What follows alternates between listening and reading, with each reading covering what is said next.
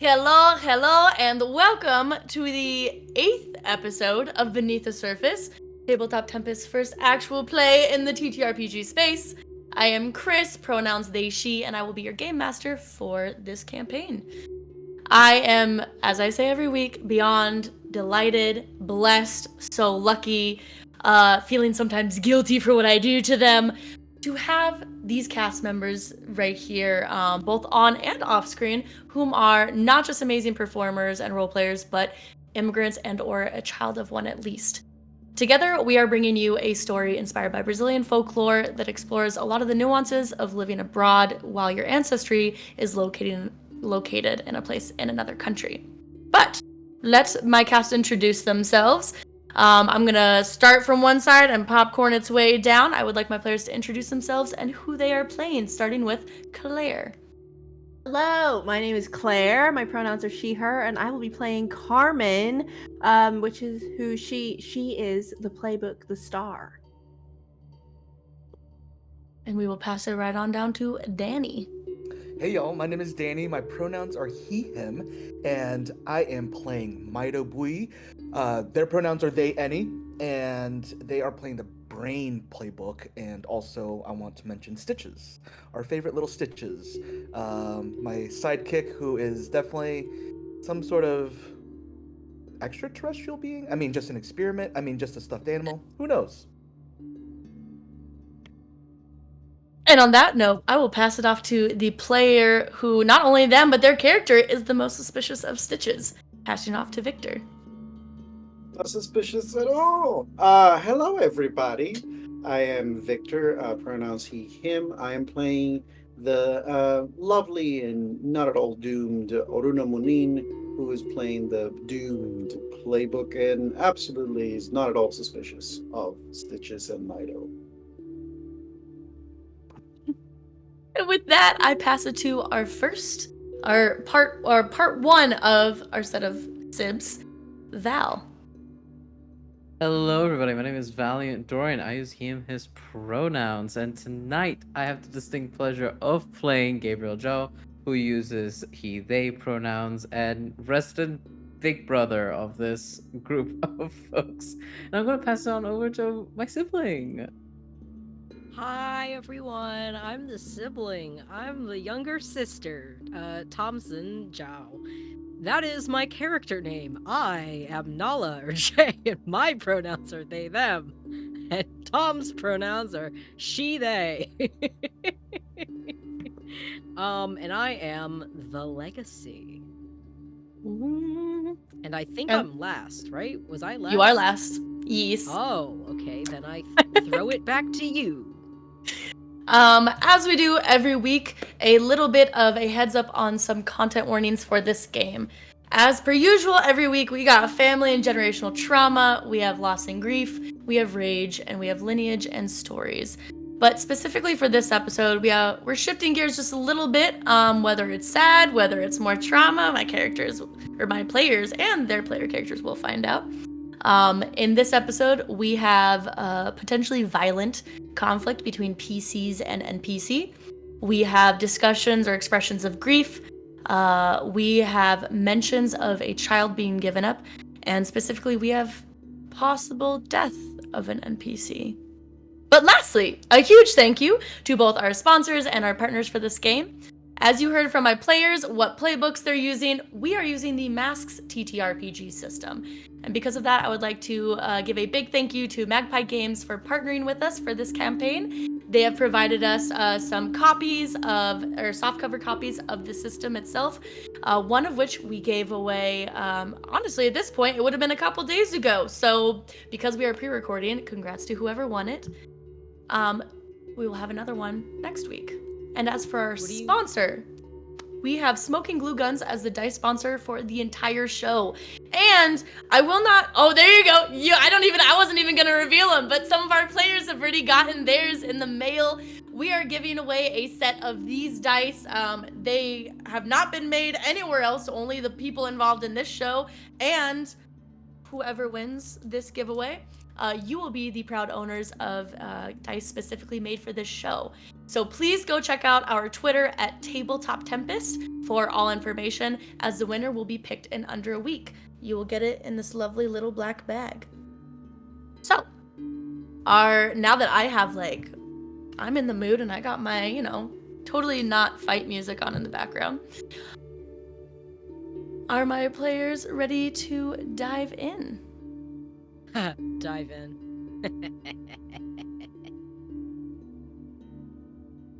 Bloop. So We got jokes today. I tried to keep it together. I couldn't. Oh. But last we left off, our 5 cousins and or siblings traversed through the cave, making it past fighting what seemed to be Miriam, but turned out to just be this projection of Miriam years ago. And they made their way through the cave again, through narrow passageways into what seems to be almost this center large chamber inside the cave, with just wide walls, stalagmites and stalactites across the ceiling and the floor. In the center of this room, we see almost this pillar of stone, and around it, kind of this watery crystal blue moat river around it. And when the characters walked in, we saw a vision off to the side of Miriam arguing with somebody whose face we could not see. Arguing on the beach that we were in, what was it, back in episode 2? And we saw Miriam arguing with Ariel before our players began to hear what they were saying, and the fading of sand and visions in front of them began. We saw Miriam disappear, and just at the last moment, we see what we presume the back of Ariel turn, as we saw the face of Yada. Before the lights went out for everyone, and we heard, in what seemed to be a man's voice, "They didn't even have the decency to face me themselves." As I need each of you, unless we have talked already, I need each of you to mark the condition angry. Question about that. What yes? if I'm already angry? Then you may choose a second one. Great. I'll pick other and maybe just deal with the idea of being angry, different flavor. So under other. Okay. So you all don't feel anything hit you. You don't lose sight of one another. You almost see this darkness as you see each of your faces in this blank space before you see Gabriel vanish from your eyes in this space. Before you see Tamsyn disappear. Myto. Orúno. And Clare left by herself for a moment. As you all need to roll, take a powerful blow for me. Christ almighty, okay. As you hear in the back of your head, like the back of your minds, almost a whisper, like a head leaning so close to your ear that you can feel the breath on the side of your neck. You hear this voice once again say, "Oh, Miriam sent more people to do her dirty work, didn't she?" As what did each of you get? I will start with Carmen. I got an 8, so I have to choose a condition. Choose one of these 3. On an 8, I've pulled up in front of me. Yep, you lash out verbally, provoking a teammate to foolhardy action, or taking advantage of it.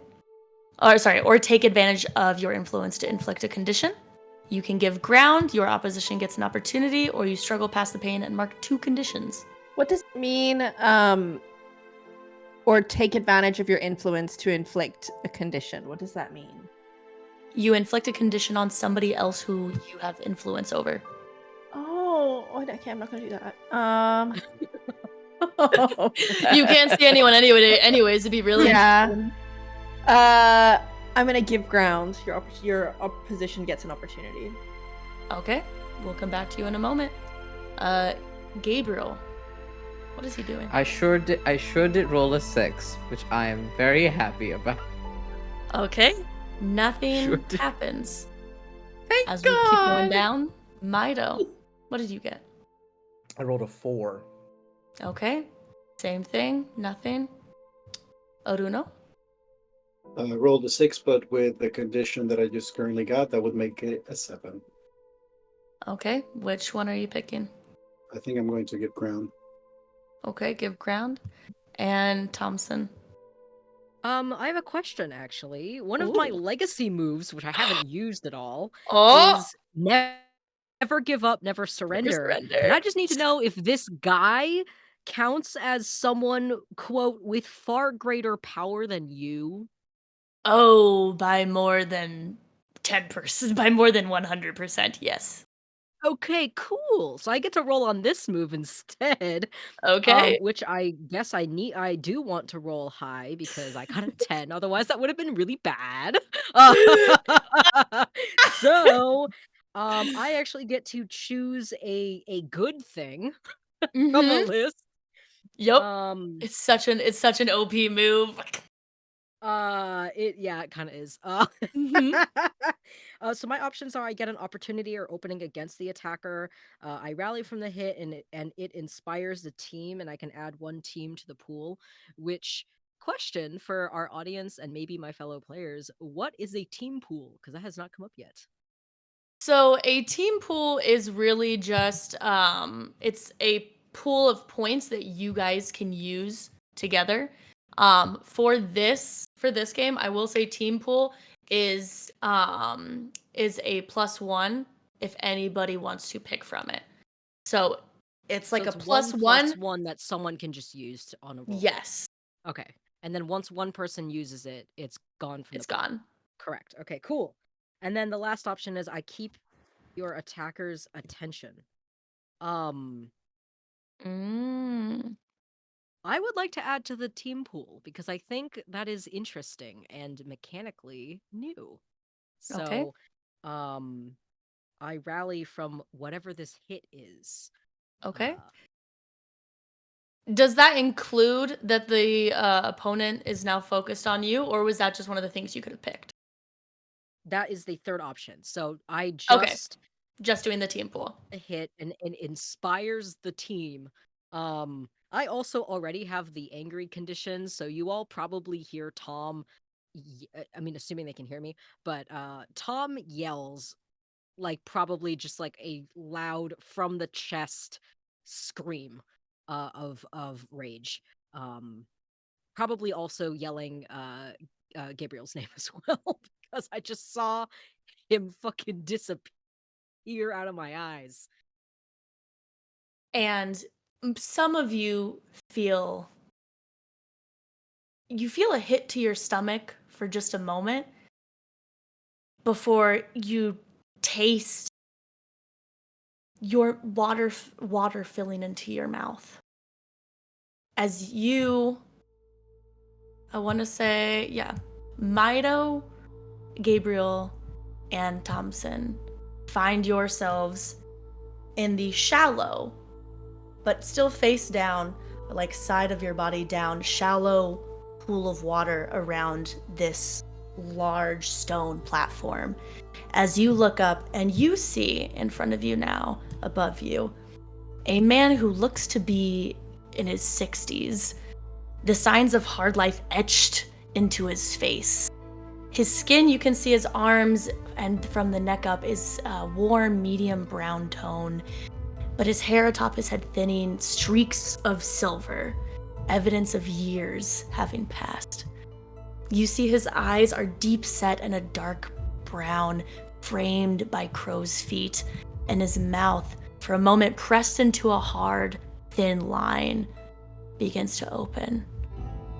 You see he's wearing a plain button-up shirt with the sleeves rolled up and dark trousers that are covered in dirt and tattered and ripped everywhere. And on his left wrist, he wears a simple weathered leather bracelet. As you look up and you see both Carmen and Orúno, one held in each hand their throats, him looking down at the three of you.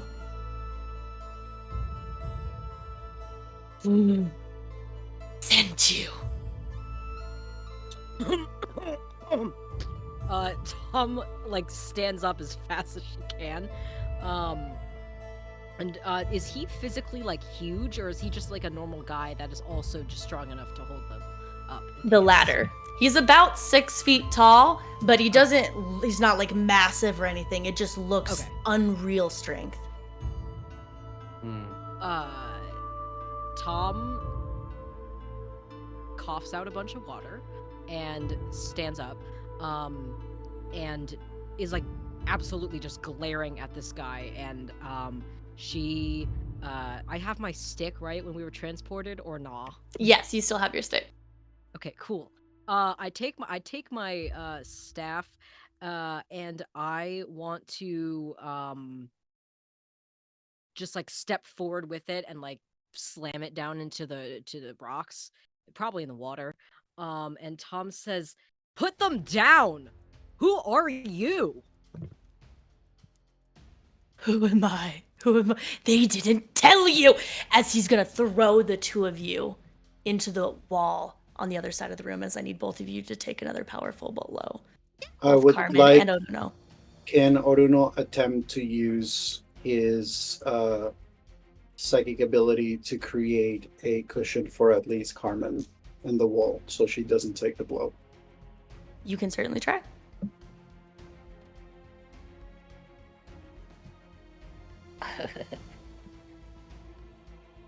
That'll be a I 12. rolled a 6. Okay.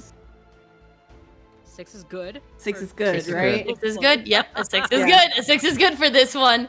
As you, Orúno, did you roll for take a powerful blow as well? Well, no, I didn't. Sorry. Okay. Uh, Because you're also trying to do something while you're being thrown at this velocity, I need you to subtract 2 on top of what you're rolling. So whatever I roll for the take a blow, I reduce it. You do whatever reductions you may need to. I don't know what conditions or all the conditions you may have right now, but you also, you're doing take a powerful blow, so it's opposite. You add 2. Correct. So I'm adding 2. Mhm. That's a 15. So, Orúno, you see what your options are in front of you. Huh? A lot of, Which one are you high number. choosing?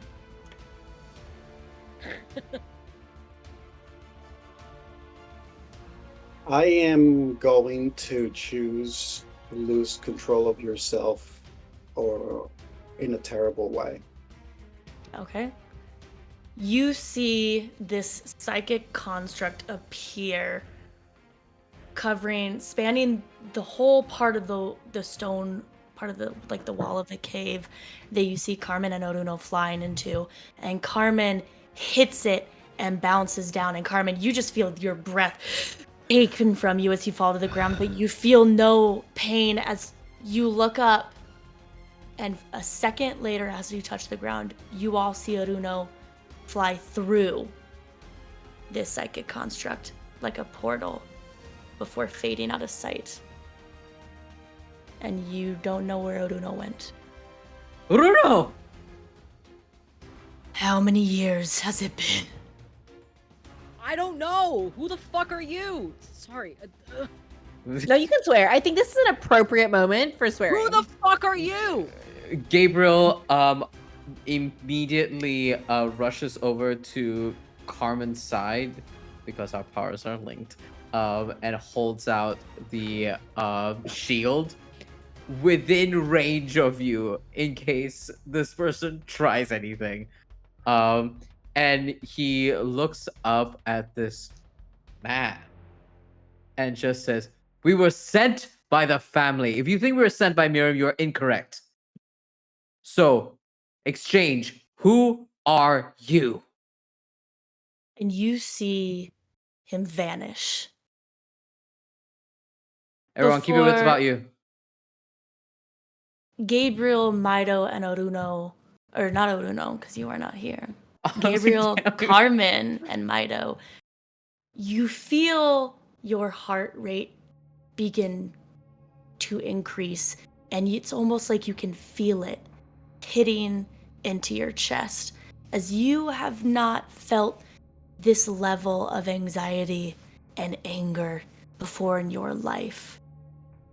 Almost as if you aren't the one doing it. As Gabriel, you hear that voice behind your ear again. You tell me who sent you now. I've already told you who sent us. Hiroshima and the rest of the family sent us down here. Now, who are you? Because they can't face me themselves. And you see Orúno appear on the ceiling. That little portal that you guys had seen before, you see again. But it seems to be holding Orúno's ankle as he dangles the rest of his body from the ceiling. Orúno?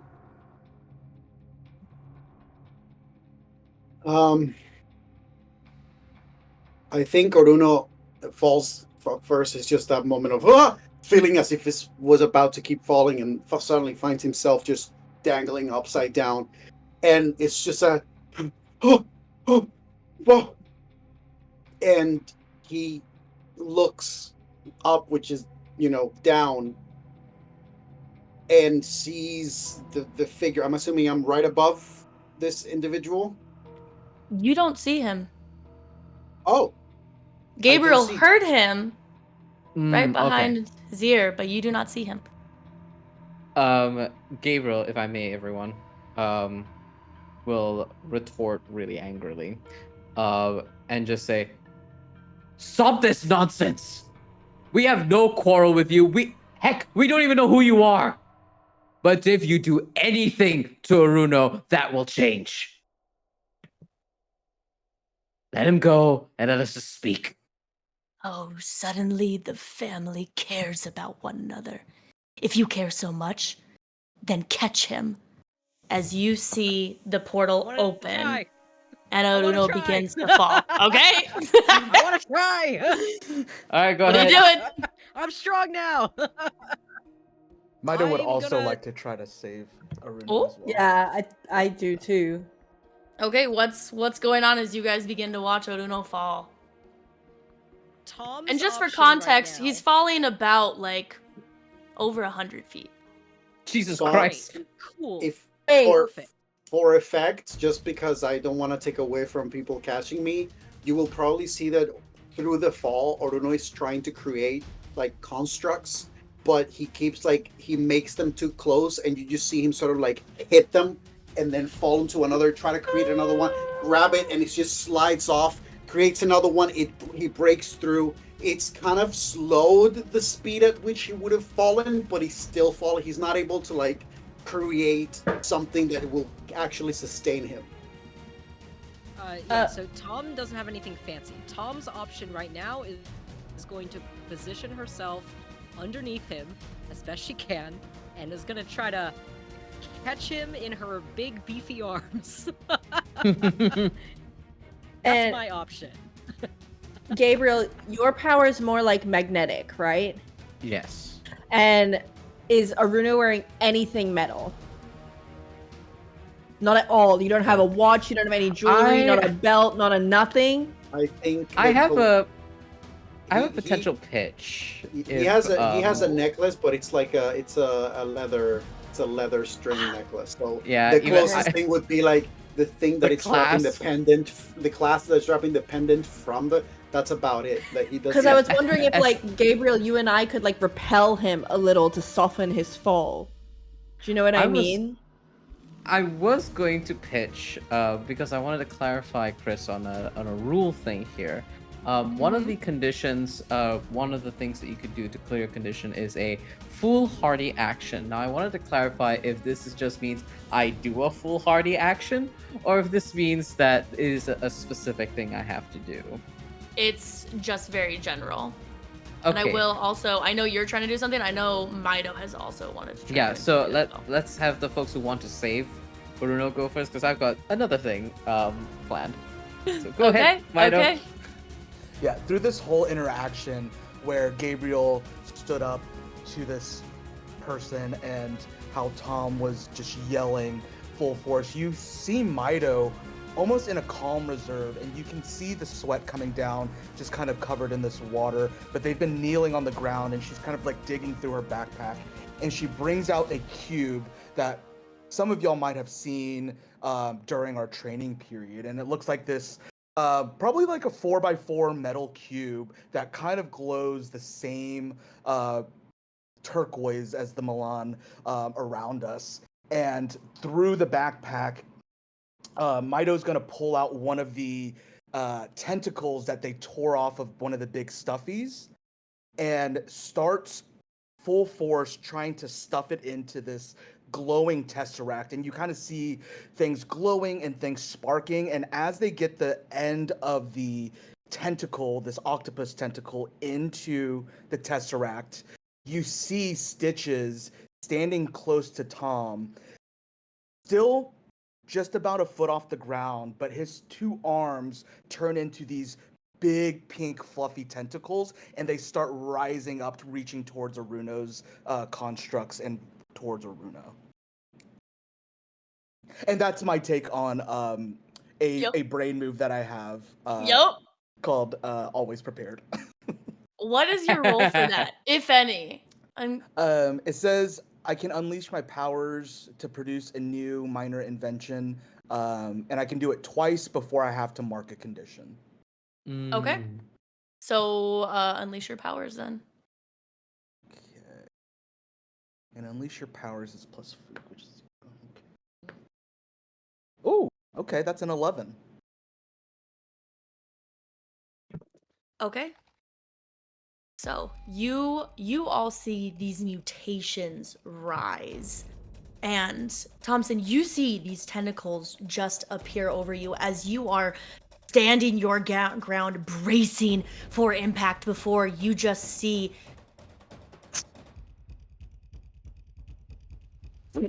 as these tentacles, like suction cup side up, catch Orúno maybe 15, 20 feet above you as they kind of fall a few feet down before coming back up. And you see the tentacles begin to lower Orúno towards your feet. Okay. Good. Yay. Okay. Hi. Thank you. And Orúno, what you see is these tentacles that are lowering you down start becoming smaller and smaller as you're dropping, and they almost like go retreat back into Stitches. So by the time you're down on the ground, they're probably not as strong as they were when they were big. So it kind of drops you and you kind of fall into like this watery shallow end with like a splash. But then you just kind of see Stitches standing there with like a kind of glazed eyes just staring at you. Orúno has that brief moment of later.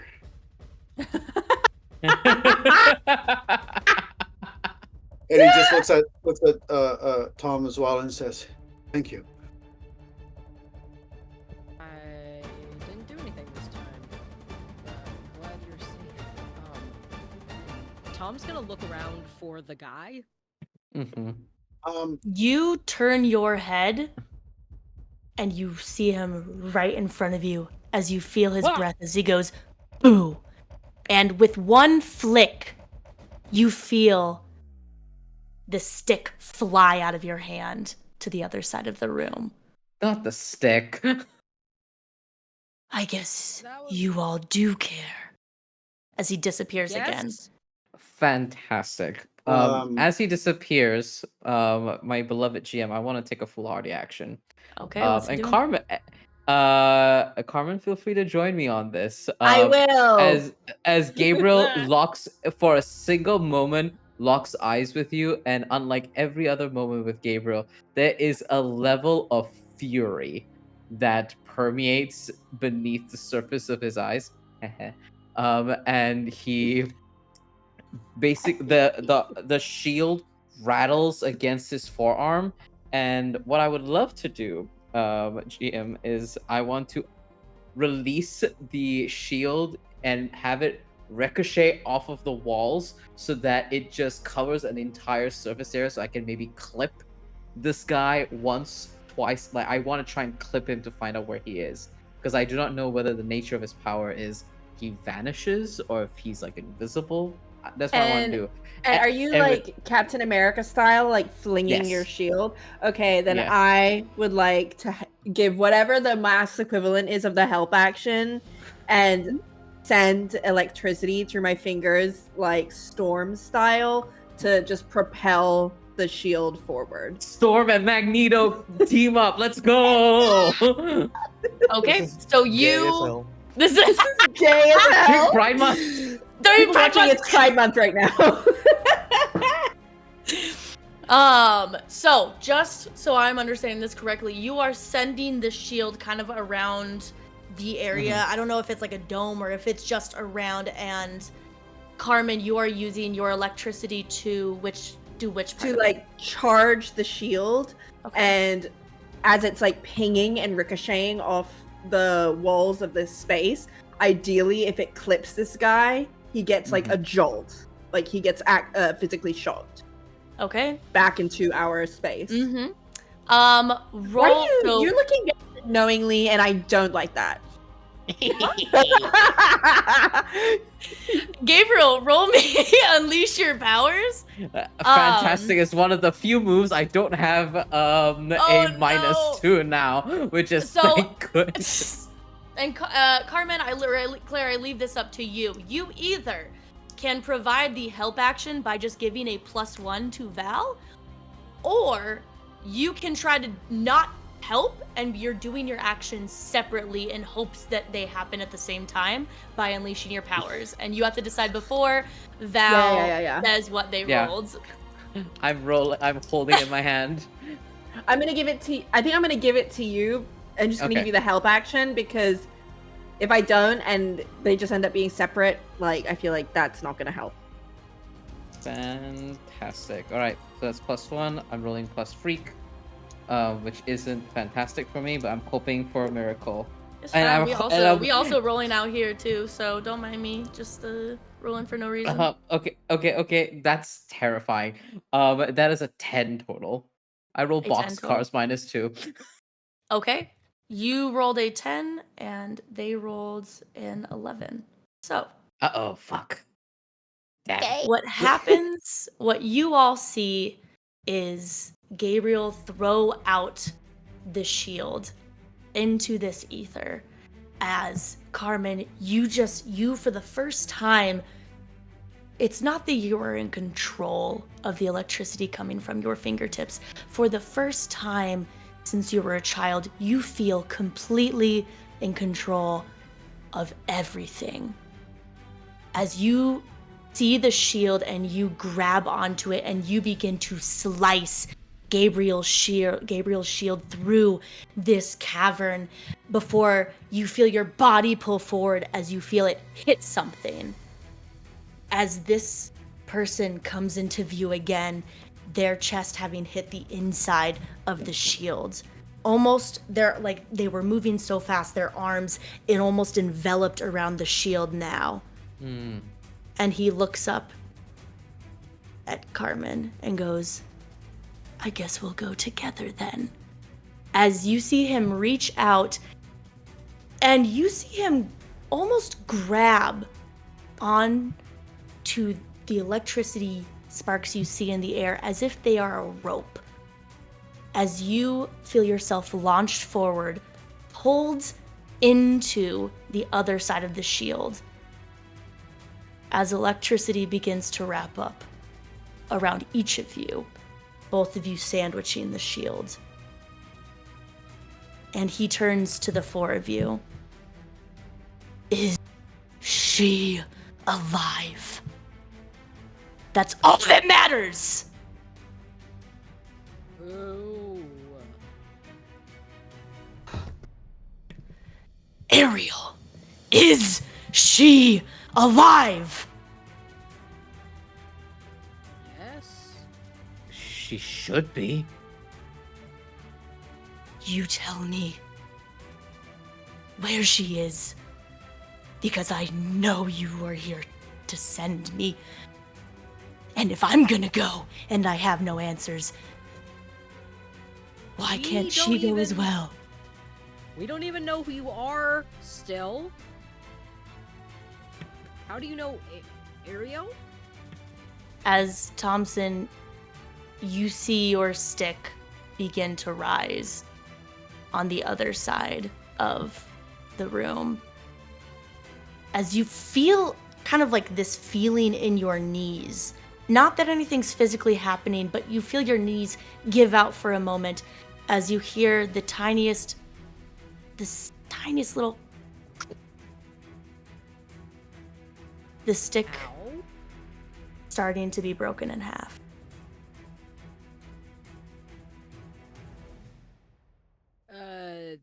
Tom kind of like feels that inside her body, and she kind of looks between him and looks between the stick and him, and she says, "Okay, you're just okay, not a fan of answering questions. Like, maybe we can help you." Huh? And she's Yes. flabbergasted. Maybe Doesn't know you what to say. maybe you can, as you're trying to communicate with him, and he clocks the way Gabriel's looking at you, and clocks the similarities in facial features between the two of you. As Carmen, I need you to take a powerful blow as you are ejected off the side of this shield. Sick. Love that for me. Hate that for you. No, I don't like that face. No. That's a 9. Okay. Sick. Love that for me. I struggle past the pain. I mark 2 conditions. How many conditions are you at? Angry. Do I get to No, choose how- the conditions? Yeah, you get to choose. And then I just need to know how many of the 5 conditions you have marked now. I'm gonna pick. Ooh, insecure and afraid. And now I have angry, afraid, and insecure.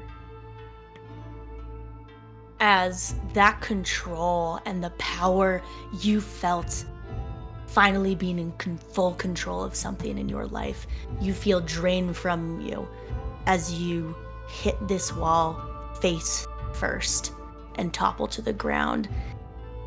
As you feel your body weak, you realize the feeling of power you had when you were releasing the electricity seems to be leaving.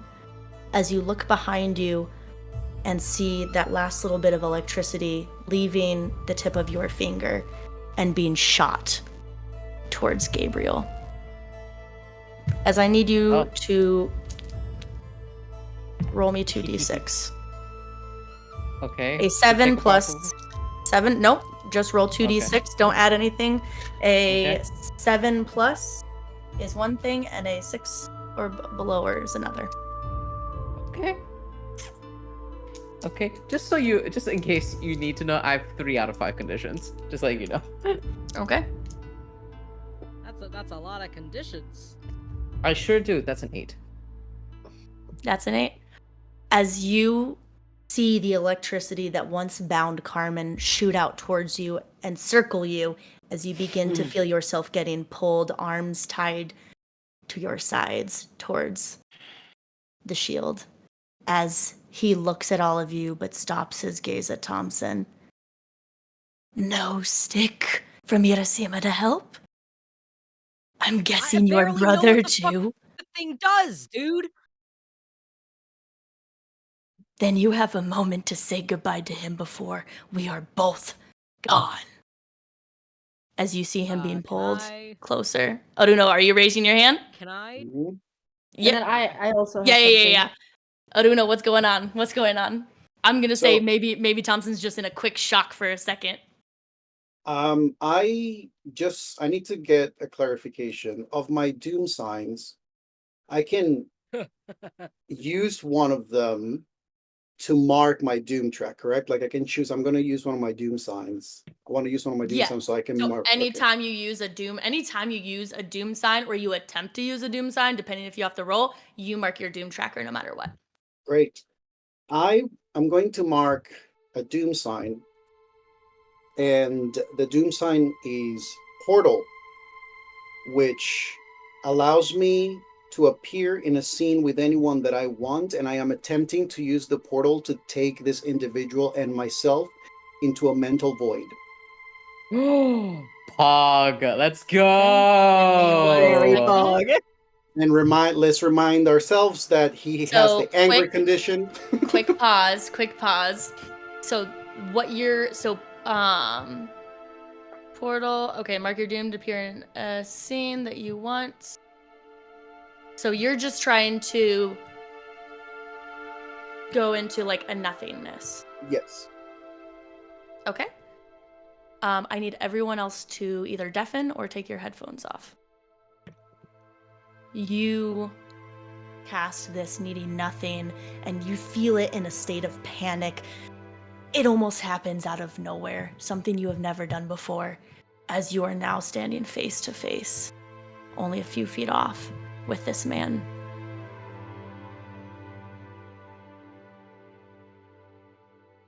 You have 1 minute before I take us right back to the fun. I guess I can try. And Orúno is going to attempt to use the blank canvas of the space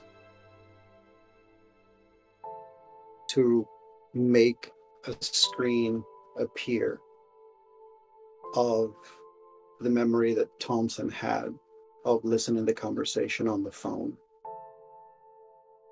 and is basically going to attempt to create like a trailer of the interactions that this group has had, the camaraderie, the connection between them, the insecurities, that not knowing what's going on, the revelations, everything that Orúno so far has gathered, including his own feelings and thoughts, is just making them appear just like translucent imagery, the echoing, going in and out around this individual. You begin to show this trailer, and that you didn't feel the beating in your chest before, but you begin to feel it harder and harder as your heartbeat begins to match his. What the fuck is this? Is this a joke? What is this? This is us. This is what we're doing. No, This is that's who we are.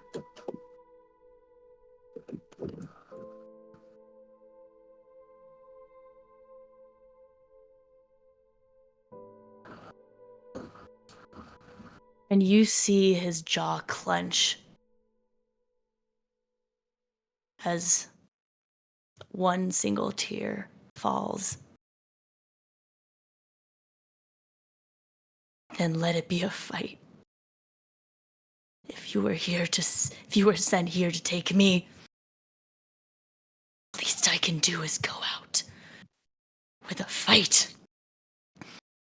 Why does he have to be a fight? Because I've been here by myself for years. As you see the trailer disappear, as you come back into the room you were just in, you guys saw nothing change in the scene in front of you. What was a flash of a moment. As the scene continues, but Gabriel, you've been pulled closer and you're not that far off from him now, but something shifts in his eyes that you didn't see a moment ago. And his thinly hard pressed lips against one another. You see his teeth grinding as his jaw is moving, as he is now darting his eyes in between all of you, and a tear falling down each cheek as his eyes are filling with tears. No words as he brings you a little bit closer. Carmen? Yeah. It may be too late to do this. I wanted to do it a little bit earlier. But then Orúno, you fucking fucked some shit up. From when I was closer to this man, I think Carmen was trying to this guy clearly knows a little bit of like where we're coming from. I think she's trying to see if any of this is coming from fear or some trait, like he's trying to protect something. I think she wants to pierce his mask, like pierce the mask, and just like try and see what's going on with this guy. Okay. You begin to pierce the mask. Just for flavors, would anybody else be doing this who hasn't been doing something? Well, yeah, Gabriel, you're kind of caught. You want to do it, too? Yeah, I think if Carmen, if you'd allow, I think he catches the tears falling down his face, and from the camera's point of view, a single eye glances over at Carmen because we are the ones tasked with sending. Yeah. And he looks over to you, and I think the way I'm going to, I don't know if you want me to roll specifically pierce the mask, Kris, or if you want me to just give a +1 to Carmen. If you were trying to see it too, then pierce the mask on your own. Okay, cool. And I think this is just for flavor. I think Carmen is this guy's clearly got a lot going on that she can't relate to. She understands what it's like to hate the family and to hold like resentment for that. And so she wants to see, like, is this the same flavor of resentment that I have? Like, why are you locked in here by yourself? And what is this going on with you? All right, I have a +2 to this, but I have a -1, so that's just a +1. The way Gabriel is doing this is that he's going to look into this person's eyes and just say, and ask, actually. He's not even going to say, he's just going to ask. Who is she to you? Ariel, I mean. +1, so that is a 11 total. That's an 11 total? Okay. Is there anything... Oh. Sorry, go ahead. No. Do you have your number? Yes, I rolled an 8. I have a -1 to mundane, so a 7. So I get to ask one question. Okay. Yeah, go ahead and ask your question first. Yep. I think she wants to ask, what are you really planning? Okay. And then what is Gabriel wanting to know, if anything else besides what you asked? The one that I asked, who is she to you? What do you want me to do? And what do you intend to do? I think are fair questions. I know that some of them are probably tied in answers. But Yeah. That's the scope I'm playing with. And Carmen, just remind me yours one more time. I had it written down and then it What are you really vanished. planning? What am I really planning? Okay. Seems like he's like acting out. Like he's got a lot of pain and it's coming out as like violence. And I just feel like he's got some like deep hurt going on in there. And then just for that flavor, Gabriel, are you asking verbally who is she to you? Yeah, he's looking this man straight in the eye, and wrapped up in all of this like electricity, we're like not that far away from each other face to face, and he just says, his face softens. Who is she to you? Ariel, I mean. So to Carmen's, and kind of one of yours as well, Gabriel. You see there are no plans. There's a moment where you look at him and you take in the surroundings of this cavern that you hadn't really looked at before. And you're seeing that there's, on the opposite side of the room, far enough away that you can't see it because it's carved into stone, it looks like letters. And for a moment, it looks like writing, like words have been written on the wall. From just the other side, it looks like paint of some sorts, like red paint along the walls, drawings and depictions of, again, this far away, it's just a little bit too blurry. But you gather that he has no plan and that he has been in here for some time. The look, Gabriel, you see in his eyes before you ask the question, you see a person wanting his pain to end. You see a person masked by loneliness who doesn't want to be here anymore. And as you get close, you all see Gabriel get very, very close as the electricity begins to whirl around the both of them, now bringing Gabriel into the fold near the shield as you are a mere foot away from his face. And you ask, who is she to you? And he just, tears welling in his eyes, you see his jaw begin to shake as his breathing. She was and is everything.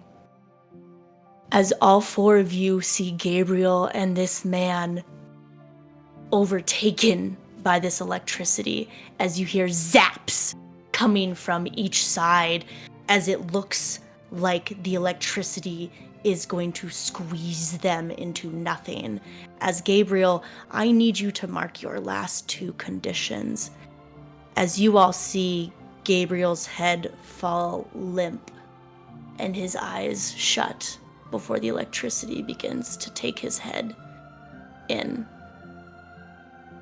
As you are all witnessing this and can no longer see either of them from this electricity. I think Carmen is not even thinking or trying to not thinking straight. I think in like panic of seeing Gabriel in this situation, she runs knowing that even though she can't feel her power in her, that Myto gave her this epic and fierce spangle, and hoping something in there can do something, she runs to try to like grab the electricity, and not even to try and reclaim the power, just trying to get it off Gabriel. Forget this other guy. You go to do that, and the pull you felt from the electricity before feels like it's been taken from you. A reverse card on the table. As you go to take it, as I need once again you to roll Take Me a Powerful Blow, as the opposite happens and the electricity shoots back out at you. What are the rest of you doing? Myto, what is Myto doing in all of this?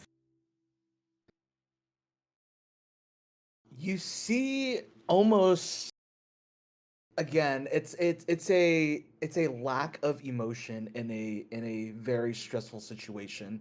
Myto has really yet to say a word other than making eye contact and whispering to Stitches, still on their knees. They're fumbling around with this tesseract where once 6 sides were glowing, one of them is completely just darkened black ash, and they're trying to they don't understand. They understand that in this world that we're in, logic and science doesn't make sense, but they're just looking deadpan at everything and just trying to understand how all these people are connected. Why are these conversations even happening if we just met? And you kind of, it's like a lack of thinking. Like Myto can't even comprehend what's going on, and that's a very rare thing for them to be in that state of. Okay. Orúno and Tamsyn, what are you two doing? Orúno doesn't know if this is going to work, but he immediately reaches for that monocle that Myto gave him, the little glass that extends, and he tries to put it on his eye to see if he can distinguish the images of both Gabriel and the figure beyond the lightning. Okay. You look and you cannot see through this. And what's Tamsyn doing? Yeah, so while the guy is distracted, Tom has taken that like brief moment to run and go grab my staff way in the corner of the room because I'm assuming this guy can't multitask. He can't see nothing. You guys are he is completely enclosed in this electricity with Gabriel and the shield. Great. Perfect. For me, not for Gabs. We're coming back. Okay, so I've dashed to go get the stick. And I think I'm just coming back because I know you, Orúno, you said my name too. So Tom is like running back. She twirls it.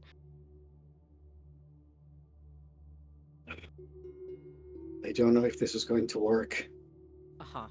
but maybe we'll buy you some time. So if you see Gabriel, I trust that what you were able to do in that training day might be helpful today.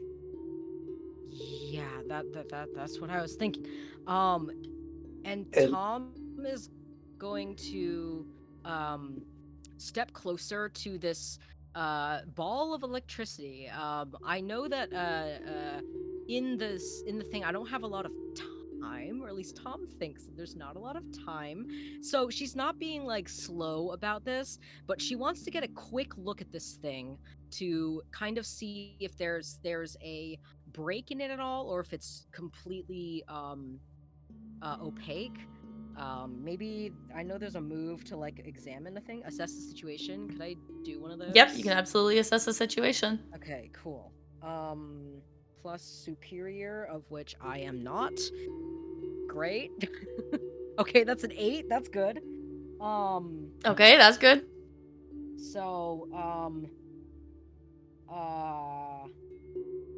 You can also, if you can have like a homebrew question if you would like to yeah, ask something okay. that's not on the list. My question is, my question is like, is there a weak point to this thing?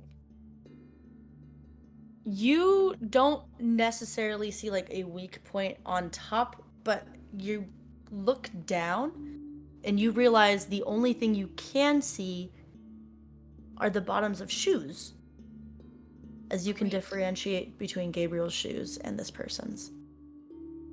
Great. So lovely GM. I would like to use my moment of truth. Okay. Moment of truth for our audience out there is you get our lovely player character Tamsyn basically gets to sit in the GM seat as Jay tells me what happens right now. Yes, and I will read from my playbook. It says, "This is the moment when you prove how much this mantle belongs to you. You seize control of your powers and you defeat even impossible odds to prove you are worthy of the name that you carry. You accomplish feats even your predecessors couldn't do. And of course, after you prove something like that, you can expect more responsibilities to be placed on your shoulders." So how I envision this happening is that like Tom like very quickly like notices these shoes and kind of looks to Myto on the ground and Orúno and Carmen, and I don't think she says anything, but I think there's like a flash over her eyes where it is very clear she has decided to do something that is likely going to be very dangerous, but that you can't stop her. She's going to do it. And Tom turns back to this swirling energy ball, and she will look down at her hands gripping this staff, and sort of that, like, when you jump off a cliff or like just take that step, she is going to rear back and jam it into this ball of electricity, as she is going to try and like wedge an opening for her to get in. And I think what this looks like is, as the stick comes into contact with this electricity, wood is notoriously not a conductor of electricity, but I think the like sizzling and crackling of this energy, being that humans are conductors, if you've ever seen a human struck by lightning, I think like there's very jolting spasms of Tom's body as she, like, grunting with effort, is like wedging this thing in. Hair probably sticking all out, and as she's sort of like grunting with this effort, she is probably screaming a slew of obscenities, and I think she wrenches it once she gets the stick in, like maybe like a quarter of the way in. She then pulls on it. Stop this. She pulls on it and gets open like a little tiny hole inside this electricity. And I think like in the narrative we see Gabriel's face. And I think, Gabriel, you can see my face like coming in through this little hole, and it's almost as if time slows down and everything gets really, really echoey, and Tom calls out to you and you hear, Gabriel, are you in there? Tom? Yeah. Gabriel, you are still unconscious. Oh, I'm unconscious. I don't hear You are shit. unconscious in this. Exclude whatever I just said.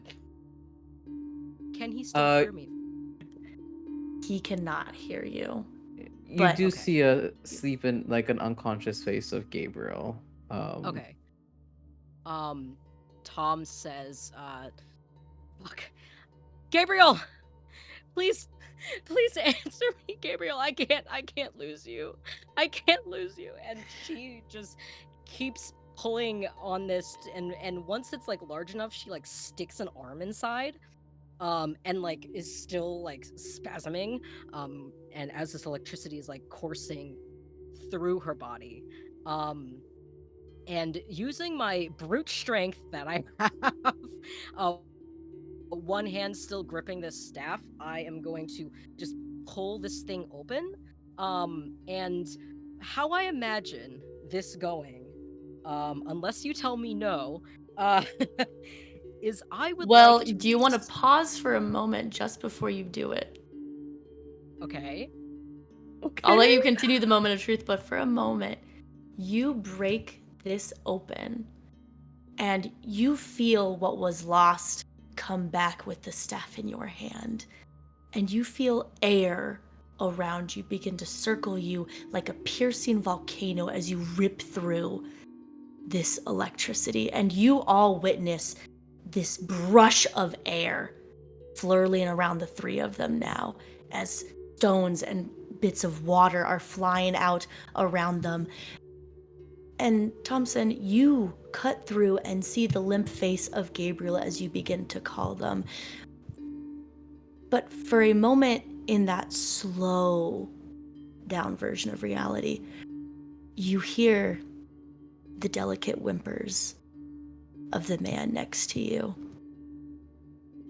holding onto the shield, not looking at you nor Gabriel, a different face on this man than you had seen before, as you see tears streaming down his face, as he's shaking his head like a child. Why couldn't they protect me? All I needed was the slightest of help. And here You 5 come in and you stand with one another, and not one person stood with me before. What type of a person removes a child from their parents? As you hear him begin to hyperventilate to Hey. himself in soft whispers as I return it back to you. And so this air cuts through, and I think there's a moment where all of our hair and our clothes are being whipped around, and I imagine that, again, unless you tell me no, that all of this electricity, I would like Tom to have channeled it all through her body, and it dissipates out through my feet into the stone floor. And if you've ever seen someone who's been struck by lightning, they have like these, it looks like lightning scars running all throughout their body. And so Tom, it almost like stretch marks, coursing all throughout, all over any of Tom's exposed skin. You can see these searing white branching marks across my skin. And it looks extremely painful. There's probably some smoke coming up from my hair. My clothes look probably worse for wear. But Tom otherwise seems okay. And as this lightning, I think, like, fizzles out, Tom is like very sort of dazed for a moment. And then she hears him say those words. She says, "Look, I still don't really know who you are, and I'm sorry that no one was there for you. It's not fair. And I've learned a lot of things just by being here for a few days." And she turns around and looks to Orúno and Myto and Carmen and Gabriel passed out on the floor. And she says, "I've learned a lot of things about my family, about these cousins who I barely even knew, and about my brother, who's lying on the floor right now, who I'm very, very worried about. I'm sorry no one was there for you, I am. But I'm worried about them, and you're hurting them." And you're You hurt begin too. to say these things, looking at your cousins and your brother on the floor, and you turn back to him, and the electricity having gone shot out through the stone, you heard the shield fall down as Gabriel's limp body kind of falls at your feet. And as you turn around back to this man, he is not at your feet anymore. He is not near you. As you see him on the other side of the room, back where those drawings and the writing are, crawling and muttering words under his breath, crawling away from you all. Tom goes to Gabriel immediately, and is gonna try to just shake him awake. Caps? Okay. Please roll me comfort or support, because if you succeed, you can remove a condition. And we're gonna, while you're doing that, what are my other 3 conscious characters doing right now? What are the conscious ones doing? I would like to give Tam the help action Okay. and like come over with her Okay. and just not like directly get involved, but be like the sous chef, like ready to help and be like, just what can I do? Okay. So to that roll, add a +1. And then Myto and Orúno. How close after this person disappeared and reappeared crawling on the ground, how close are they to me or to Myto? I would say they're closer to you and Orúno now, because you guys are, I'm guessing, like a little bit opposite sides a bit, that they're now closer to you guys than they were now where the other 3 are just a moment ago. And you said they were crawling on the ground? They're crawling on the ground, eyes closed.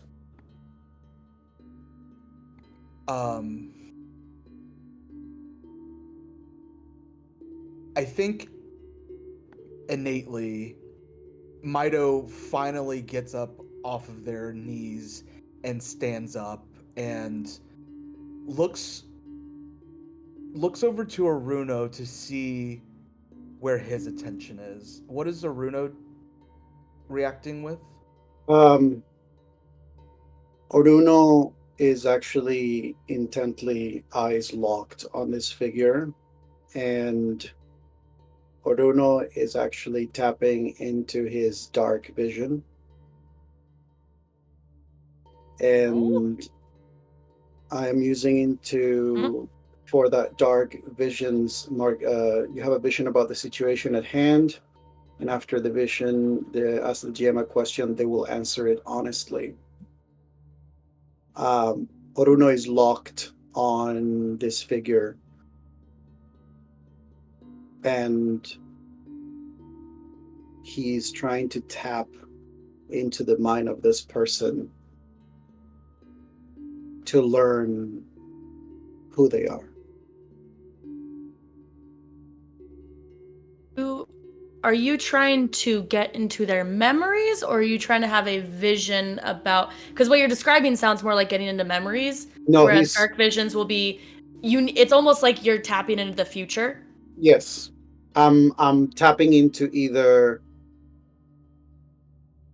I'm tapping into the vision of a future revelation of this person revealing who they are, or me learning who they are in some form or another. Okay.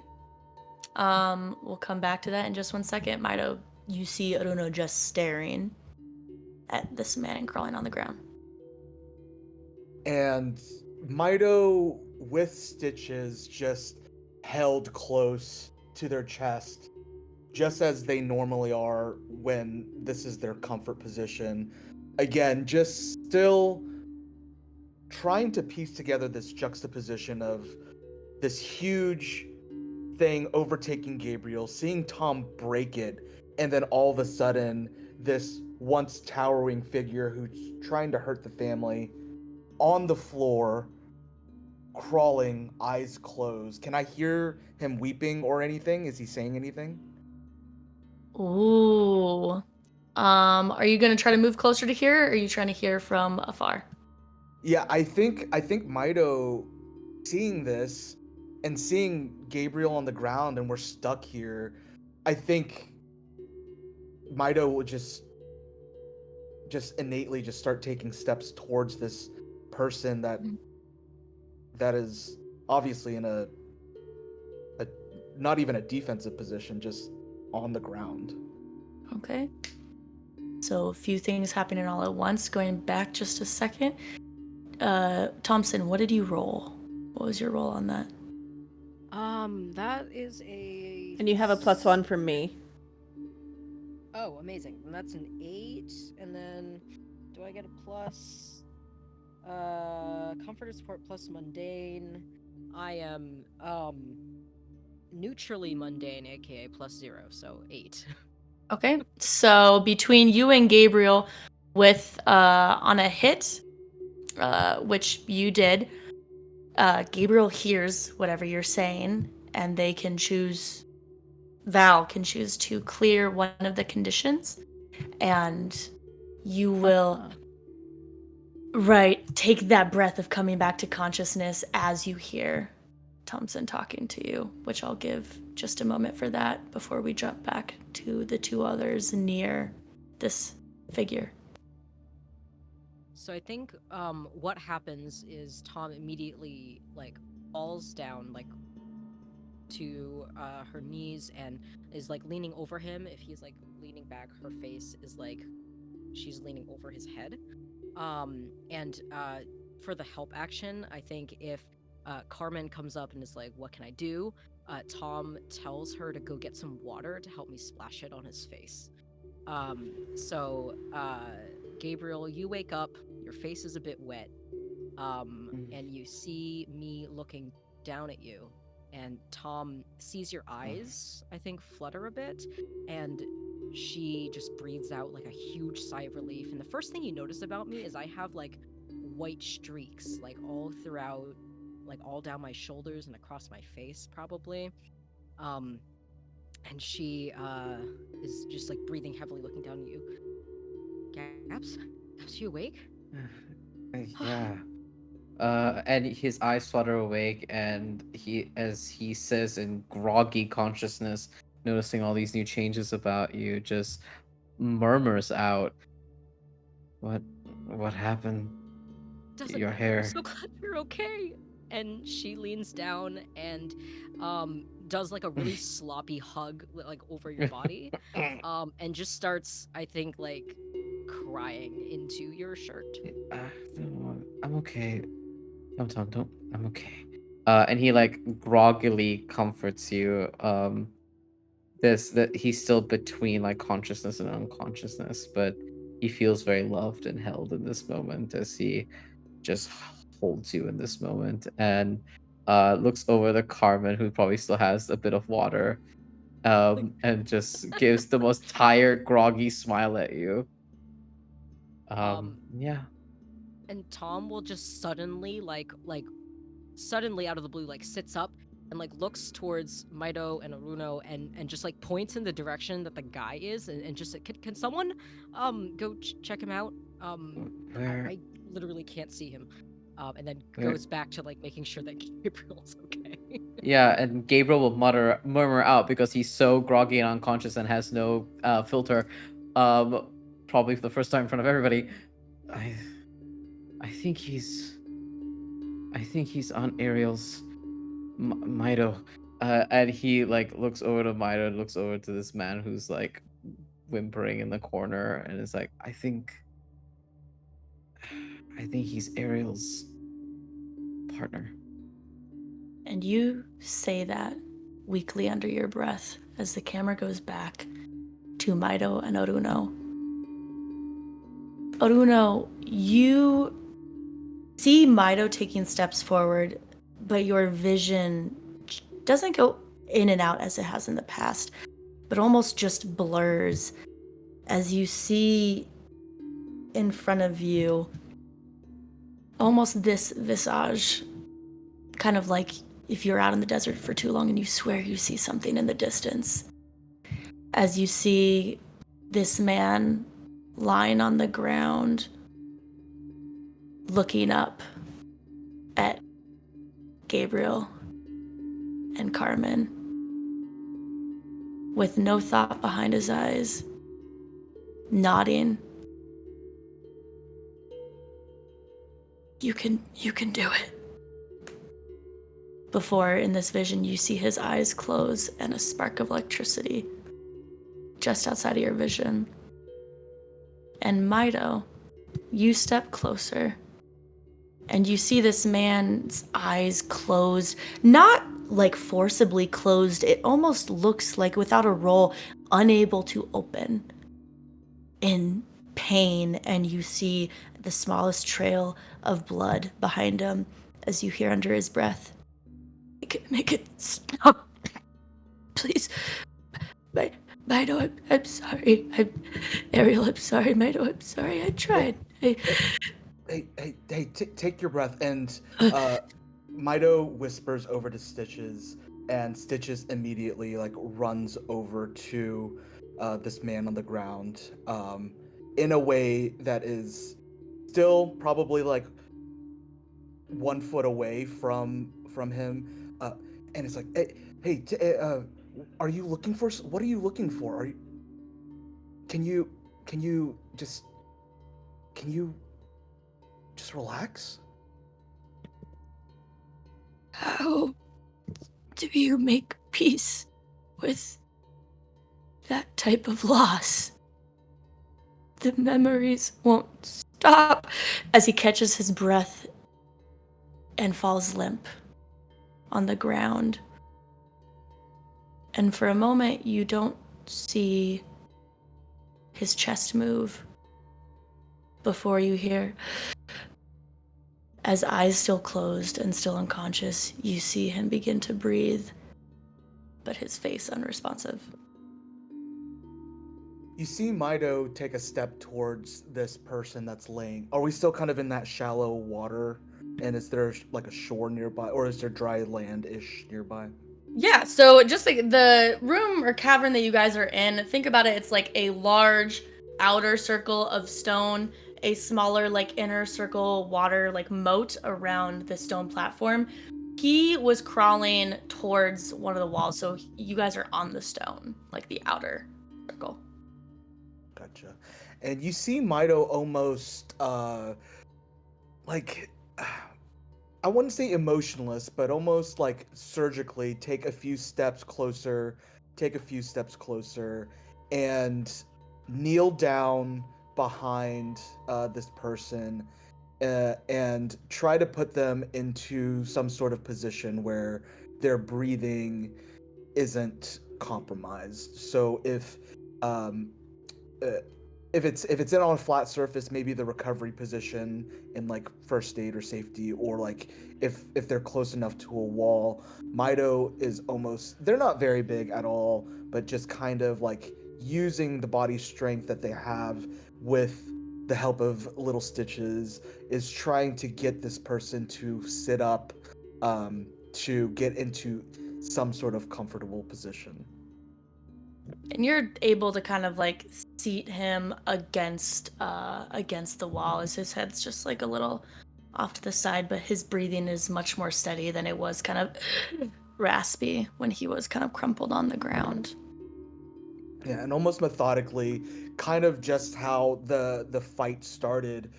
Myto is riffing through their book bag, and when he reaches in, he pulls out just kind of like a wet cloth, and just kind of like almost instinctively tries to take care of this person, and is almost like looking back and forth between Tom and Gabriel, the same way Tom is looking after Gabriel, is almost trying to make sure that they're doing the right thing with what they have with this person that was just attacking them, almost mimicking them back and forth. Yeah, I think if you catch Gabriel's gaze, this is probably after he murmurs out his revelation to Carmen and Orúno and Tom. And I think you see an approving nod and him mouthing, "Go to him." Are you sure? Yeah. I think Myto needs this.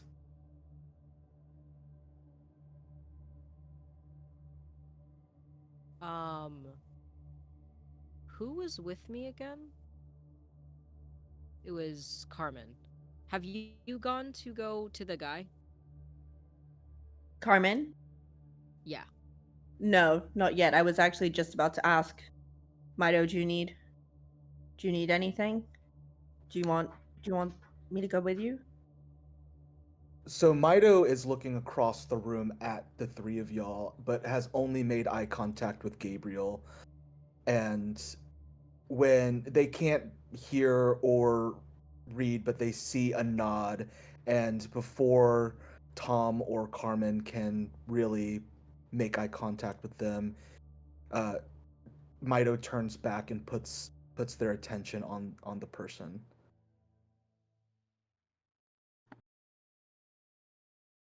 I'm gonna say Orúno probably at this point has approached Myto and the individual, and it's just not intrusively, just watching Myto tend to this person, sort of keeping an eye on it.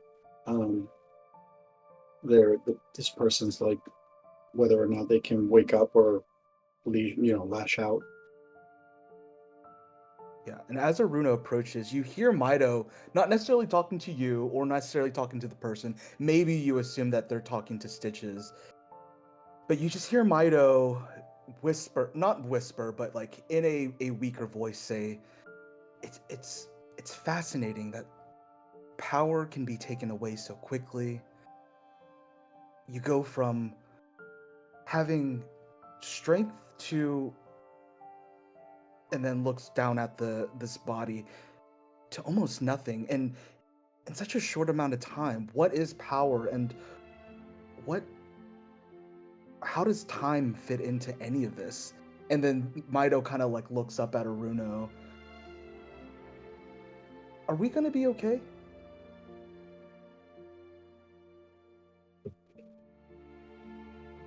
You see that question sort of gives him. He looks at you as if he's about to respond the way that somebody responds on a daily basis when, like, "Oh, how are you? I'm good." It's that, like, the reflex response, but he actually has a moment where he realizes that he cannot respond to you right away, and he's looking at you, and then looks down at the unconscious figure that he's talking about, the memories, and he just, I think we're going to try our best. And Myto, would you like to? I don't know if I can, but would you like to maybe try and help them here? Well, do you mean? And Myto like is holding like that wet cloth that they were kind of putting towards her. My background is in biology and a little bit of physics, but I actually don't really know too much about medical care. I know how the brain works. What do you mean in here? Orúno crouches next to you, moves one hand tentatively to the arm of the unconscious person, and then the other one extends in your direction as he says, "It seems like whatever they're going through, we cannot help unless we go where they are." And Myto catches themselves, and they kind of blurt out, "Well, we're here together, and the limbic system is really what controls emotion and memories." And then they catch themselves, and they're like, wait, when you said go to where they are, and they're unconscious, but you touch, can you get into?" And then taps the temple of the body. Orúno has a moment where he looks over toward Tom and then looks back and says, "Yeah, I think I can." Okay, let me gather my stuff, and you see Myto click twice, snap twice, and Stitches runs up onto the shoulder, and they grab their backpack, and they're kind of standing up with your hand still outreached. Okay, how do we go? He just has a moment where he just sort of keeps the hand extended. And with one arm, Myto pulls down Stitches towards their chest, and then with the other hand grabs Orúno's hand. And then gently holds it, looks at the two. Right. And probably for the first time ever, Orúno actually takes the time to take a breath and focus on the ability, not a reflex, not in the heat of the moment. This is a deliberate intent of something that he has worked and trained himself to accept, that it is something that he can do. And he wants to use it to try and solve this issue and help Myto and this person. A few questions. Number one, you will be rolling Unleash Your Powers with a +1 for that description. I'll give you that. And also, has Myto given influence to Orúno? I think so, but I don't remember when. But I feel like yes, but it's not in my notes. If so, it'd be another +1. Yeah, I'm And not there is a sure. +1 in the team pool, but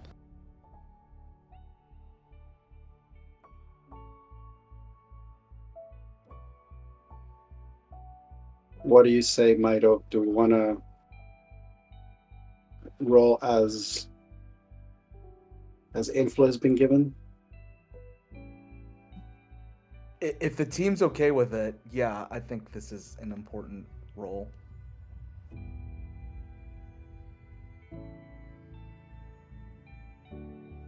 Jay, are you cool with us pulling from the team pool? I don't think we need Yeah. it. Yeah, that's what it's for. Cool. That's with the influence from Carmen. Oh, sorry, with the +1 that Kris gave me and influence from Myto. That's a 13.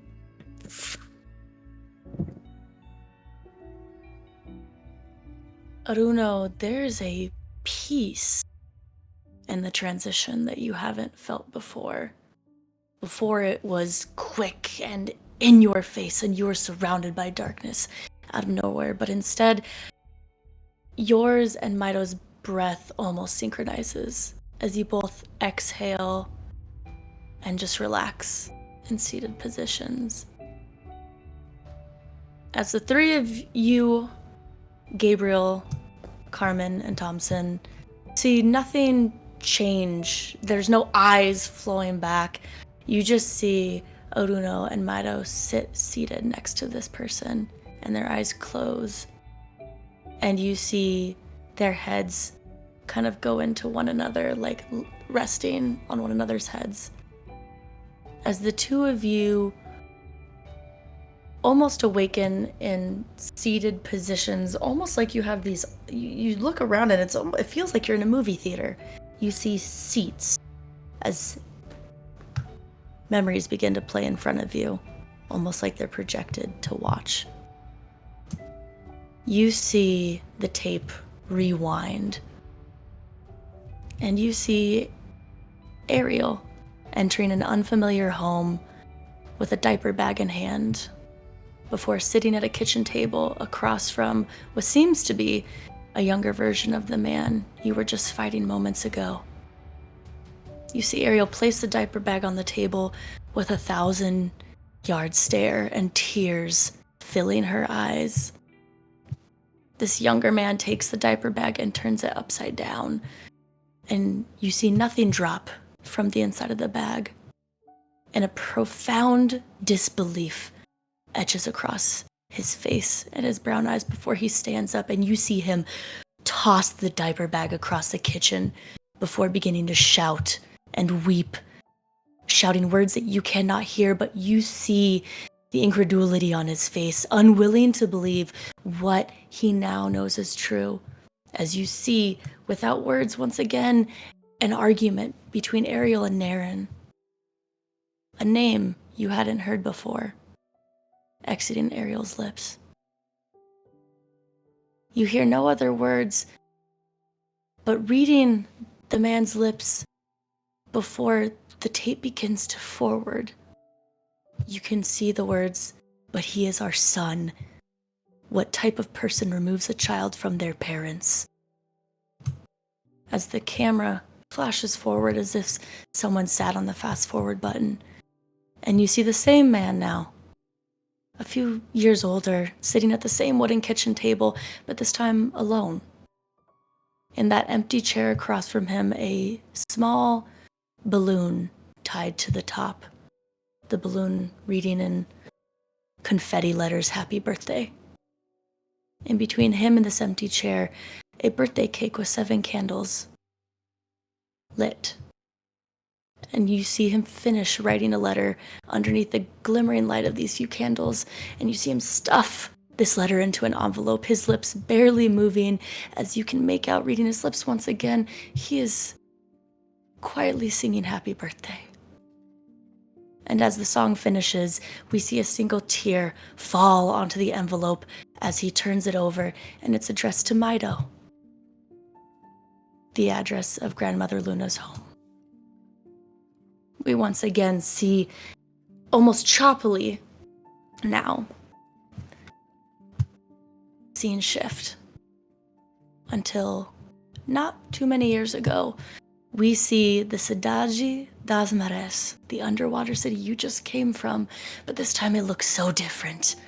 You see buildings collapsed, screaming coming from the chests of those of all ages, and the lights of the Milen fading from bright to dark to bright again across the city. Children running in and around, fights happening, and you see Miriam and Mamora unconscious on the ground in the square you just celebrated your send-off in. Clare, Belle, and Ariel fighting fugue spirits as they were described to you before, losing the battle. And you see this man mouth something before reaching into a bag strapped to his chest, pulling out what looks like to be some more of the blue algae before ingesting the Milen. And as the memory moves closer, you see his eyes blink and grow blue as a wave of electricity explodes from him before the scene violently cuts out. Before you see on the screen the room of the cave you were just in. You see this man in the same clothes, pacing back and forth, writing, scratching things on the wall. You see the words, new identity, new identity, new identity. They, them, question mark, they, them, they, them, they, them. You see stitches, stitches, stitches, stitches. You see Ariel, Ariel with the tiniest of hearts written after the name, and occasionally the name Yada crossed out. And you'd hear him under his breath, make it stop, make it stop. As you both hear from behind you,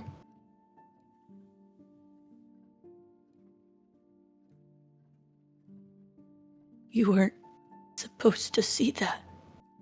How are you two here?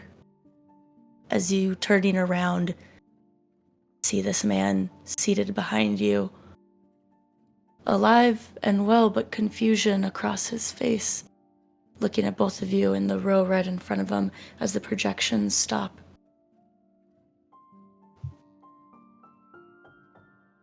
How are you here?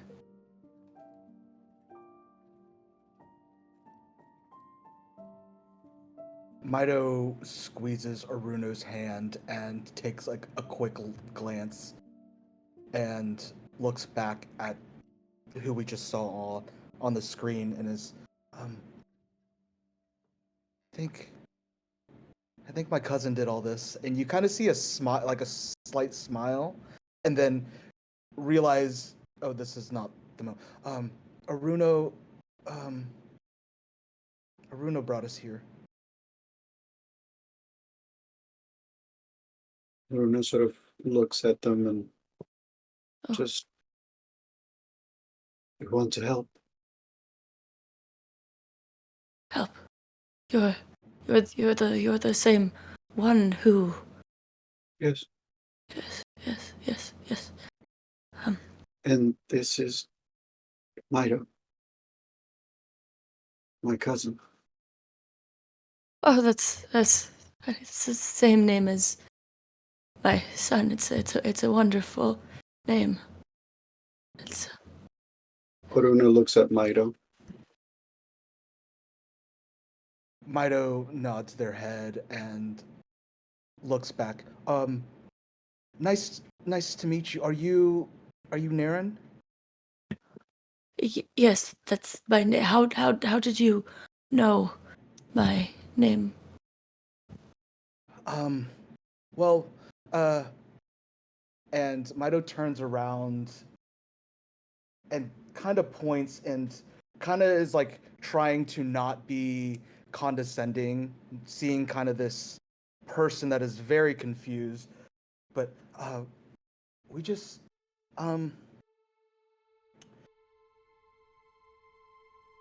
so I'm your son, I'm your child, I'm your daughter. You helped create me. I don't know how else to put that.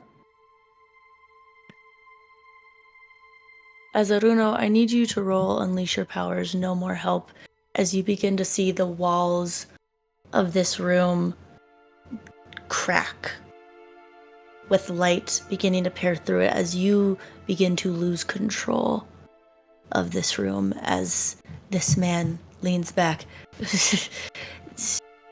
No, that's not possible. And Orúno, what did you get? Question DM. Can I use Burning Bright, my character doom track, to ignore one of GM's stated requirements when you call upon the resources for your sanctuary? So that I can actually sustain the memory and the space, and it doesn't actually falter. So it would basically start to crumble and everything. And Orúno has that moment where he looks at Myto, squeezes their hand as he just kind of says, "I'm not going anywhere. I'm right here with you." Lets go of the hand gently, and you just see his hand sort of move to the sides as you just see him focus. And it's just that stare into like nothingness in front of him, but he's just looking at the periphery of the space that he has built, and he's really just his markings, his like seaweed tribal markings that he got are glowing, and expanding from them are this sort of like glowing spores that look like melen that are just going around, spreading through the space. And it's almost like whatever the walls are fading, the spores sort of kind of rebuild them and make them go and sustain themselves. And he just stays in that position, letting Myto have this time, as he will hold for as long as he has to. You guys are in my head. That's they have not allowed Myto to be near me, so there's no possible way you can be him. And you see Myto take a step forward again, and is this person sitting down? They are seated. Myto takes a knee next to them, and they are relatively close to them, and is trying to look into their eyes.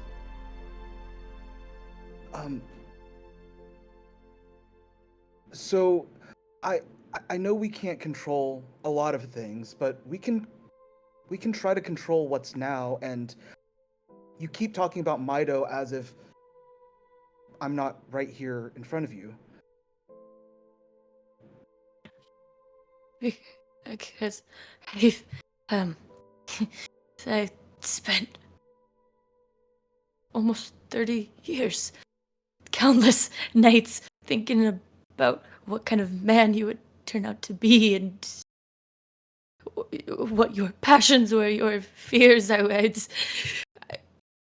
spent years a stranger to my own son, and they finally let you here. They finally let you here. They finally, and you just, tears in his eyes. If you allow, he goes to grab you into an embrace. Yeah, Myto hugs back. Not in an embrace of necessarily compassion, but in an embrace of almost strength, in a way that, like, yeah, you're supported in this situation, and probably lets go sooner than Naren has, and kind of pulls away and like steadies themselves and looks in the eye. I understand. I think I understand. I'm pretty smart, so just to catch you up, I graduated and got my doctorates by 8 years old. I live a very happy life on the farm with my mom and dad, Luna and Io, and I've done some brilliant things in this world. So thank you for giving me life. And then again, Myto just realizes at this point this person is not responding emotionally the way that they are. And you see a bit of that excitement when Myto is talking about themselves and their accomplishments kind of withdraw. And we're here now, I who kept you from me? I've been living my life. You could have contacted me. You could have reached out. I I did every, and you had seen a smile across his face, and you noticed him kind of feel his cheeks, almost in this, and you're smart, in this disbelief that his face can move like that. As you mention reaching out and his hands and face drop, I wrote every year on your birthday. I wrote your letter and asked how you were and gave you my. You didn't receive any of them, did you?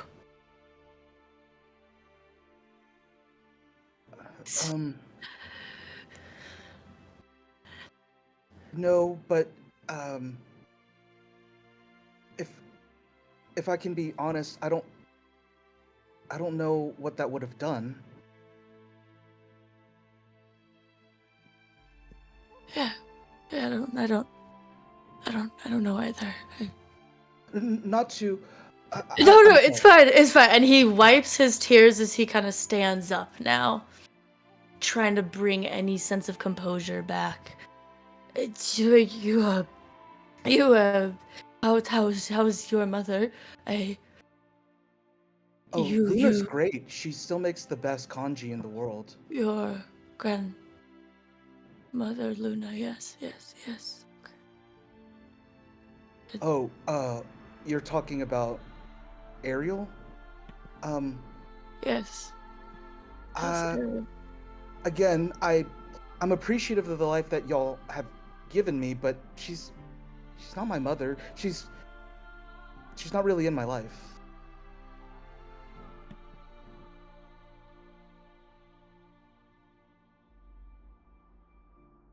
Okay. Yes. It was a pleasure to finally meet you. I know. I'm glad you have lived a happy life. I think it is time now. I know why they sent you. And he reaches out for your hand if you let him. Yeah, Myto grabs his hand immediately, and moments like this are kind of stored in the hippocampus, and the way that we process memories and emotions are dynamic. Just like gender expression, just like how you feel in the morning when you get a text from somebody you care about, or lack thereof. Things are fleeting, and I and you see Myto again rein themselves back and look him in the eye. I can't say that I love you because I don't know you, but I can acknowledge that without you, I wouldn't be here. And I think that's, I don't know. And Myto kind of like looks over their shoulder at Orúno. Seeing them like with all of their might trying to keep up this space for Myto to just keep rambling, and recollects themselves and excuse my language, but my cousin Tamsyn says what the fuck do you want from us? I want the pain and the loneliness to be over. And he gives your hand a squeeze before he says, "Thank you." In a weird way, this made it worth it. And if you see your mother, tell her I love her. And with the final squeeze, you feel him place something in your hand.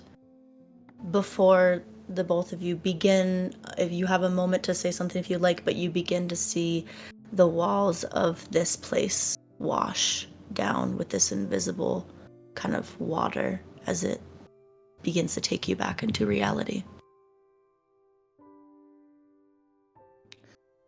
Without a second thought, Myto turns around and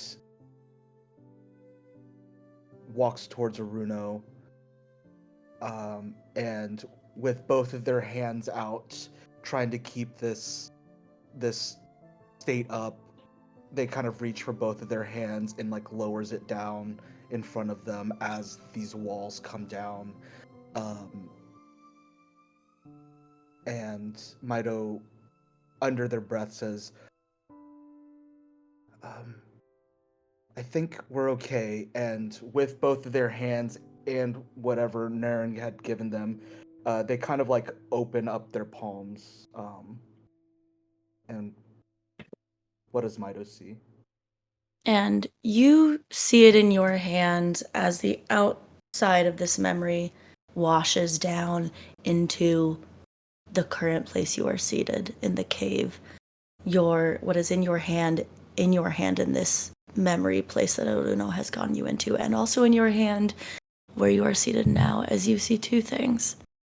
You see a ripped photo that is missing a corner, but on the photo you see a young couple that looks like a young Naren and a young Ariel, and you see the leather bracelet he was wearing. They had your name inscribed in the leather with a tiny little heart, drawn differently, one on each end. As you look up and you see Naren still there, unconscious, breathing on the ground.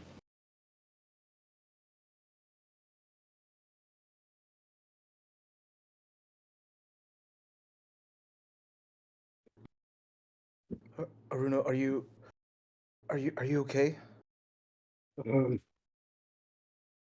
Yeah, I just need a minute. Orúno has. You see him. He's exhausted, but it's the combination not just of sustaining the space that he created, but also the memory connection and what he witnessed from a place of that happened within a space that he created. And so he is just he sort of gives you a weak, reassuring smile as he stays seated, looking at the unconscious figure. I'll be fine. I'll be fine. Okay. You take a break. I'm gonna go grab the others, and you see Myto hesitantly take one more look back down at Naren's body, and then quickly shakes it off, and y'all see Myto run over and almost like dives down onto the ground where Tamsyn and Gabriel are. Hey, Hey, it's okay. You don't have to say anything. You alright? I think so. I surprisingly just learned a lot. Yeah, I'm sure. I yeah. That's yeah, Myto takes a Yeah. breath and makes eye contact with Tamsyn first, and then looks over at Gabriel. Without saying a word, Gabriel pulls himself up as you are, you know, on your knees by us. He, if you will so allow it, Gabriel will pull you into a hug.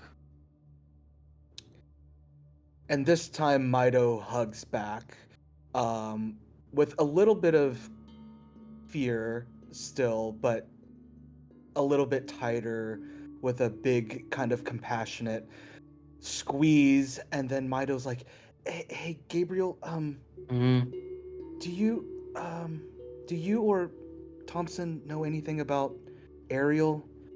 Um, only a little. Um, only about the falling out. Nothing of what happened after. Mom didn't tell me much, if any. I mainly picked up context clues. okay. But whatever comes, we'll do it together. Let's put him at peace. And you see Gabriel looking over to Naren. Let's send him off with love and kindness. And whatever comes next, whether it's Ariel, the family, he says almost like bitterly, we'll do it together, right? And he'll like one arm around your shoulders holding you, one hand squeezing Tamsyn's hand, a smile over to Carmen and Orúno.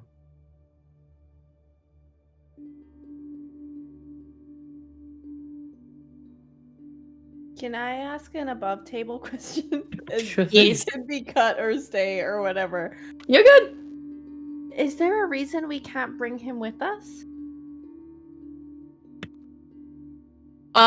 Do you above table or you want to ask that in game? I'm asking that above table in Okay. case I missed something because I'm like, can we Mhm. save this man? Or did I miss something that's preventing that?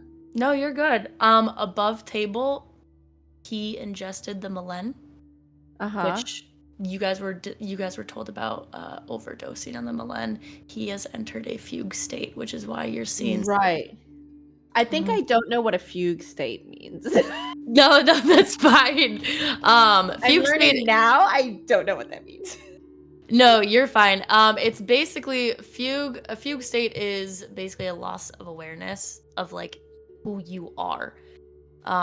You are fight and flighting with everything around you. It's kind of like you're losing sense of what is real and what isn't. So if he came back into the real world, it would like that's not possible for him. Mm-mm. At least based off of what you guys know what happened to the last people who were in fugue states because it spread like a virus. Got you. Okay, it all comes back. Okay. I got you. So he's gonna stay here. Got it. That's all. But like you and I, as Carmen and Gabriel, can send him, lay him to rest, essentially. Am I right in saying that, GM? I don't want to talk out of my own ass. No, you're okay. Say it one more time. Where like our ability as Carmen and Gabriel is to be able to like lay folks to rest, and that's something we can also do for him, right? Yes, that is Right. what you two are able to do together. Yeah. Okay. I think Gabriel looks over to you, Carmen, and his eyes are a little bit more gentle, but also betraying because we're now so close. His own exhaustion. Together, you and I. We should all do it together, regardless. But Am I hearing this? yeah, he's not being quiet about it at all. I think Carmen is starting to like well up a little bit, just at like the intensity of what you're about to do. Then steels herself. I'll do it. What Why do you you say that? mean? I'll do it if this is what we're talking about. I'll do it. Oh, you can't. We can do it all. We can do it together. Yeah. You don't have So, to bear that burden alone. That's not we fair. stand. It's not a burden that should be held alone.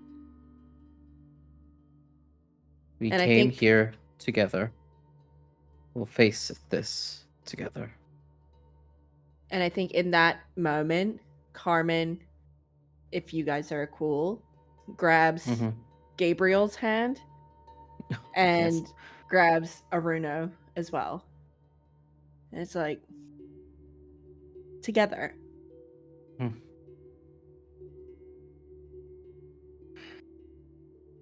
And Gabriel will look at Myto as he gets up, kind of also ushering you up, holding you. Looks over the Tom and ushers you up as well.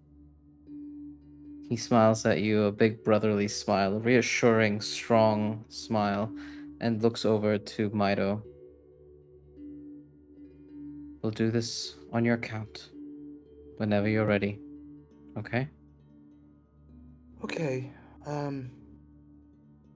Yeah, I'm usually not good at goodbyes, but this one feels okay. There was so much pain and guilt, but so much lack of communication, and I know I'm not the best at communicating, but um, before we, before or after, I don't even know when, but I think our family is a little tangled up. That's putting it. Yes. And usually I can solve problems, but we can't solve problems if nobody's talking about the problems. I hope this is the first step of figuring out how to solve our family problems. So Tamsyn, thank you for your strength. Gabriel, thank you for your confidence, and Carmen, thank you for being so independent. And I Orúno, I just thank you. I'm usually just surrounded by machines and animals and Stitches, and like glances over at Stitches. And I know things are not to last forever. That's what makes things special, is that there is finite end to things, but this seems out of my league. Could can I just look away when you guys do what you need to do? Whatever you need. I can sit with you if you'd like. Yeah, please, that'd be great. And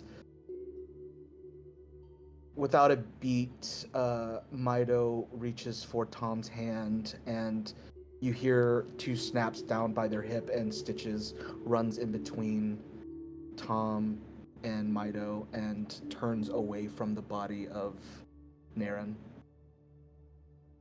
Tom takes your hand immediately, and I think in a very fluid movement, we sit down, facing away. And I think I'm holding your hand, and I transition to holding your hand with my outside hand, and my other arm goes around your back and onto your shoulder. And I think I am just gently, like, rubbing my hand up and down your back. And I think we let the other three do what they do, but I'm just sitting here comforting you. Yeah, and I think that position almost mimics the position where Orúno and Myto had earlier, and Myto leans their head closer to yours, and they just close their eyes in this moment. I think Orúno is going to look at Carmen and Gabriel as he takes a step closer. Mhm. And he says, I'll start. There's Hmm. something that I'd like to try.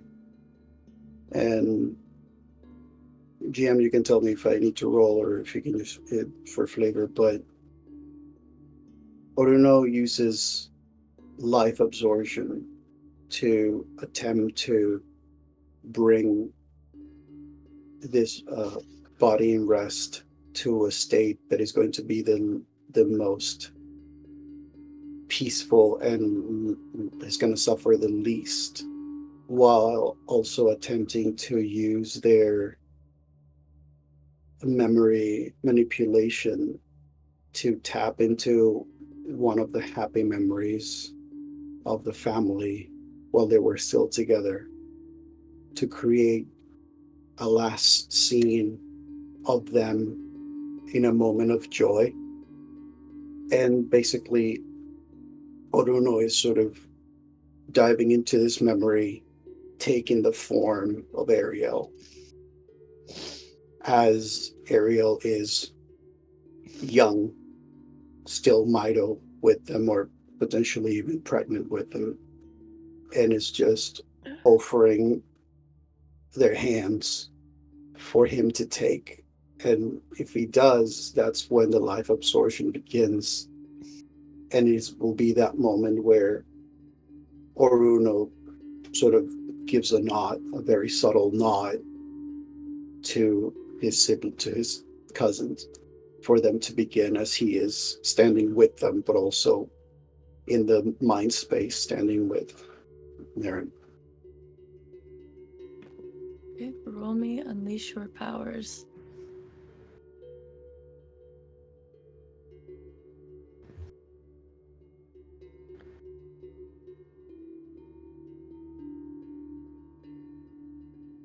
It's a 9.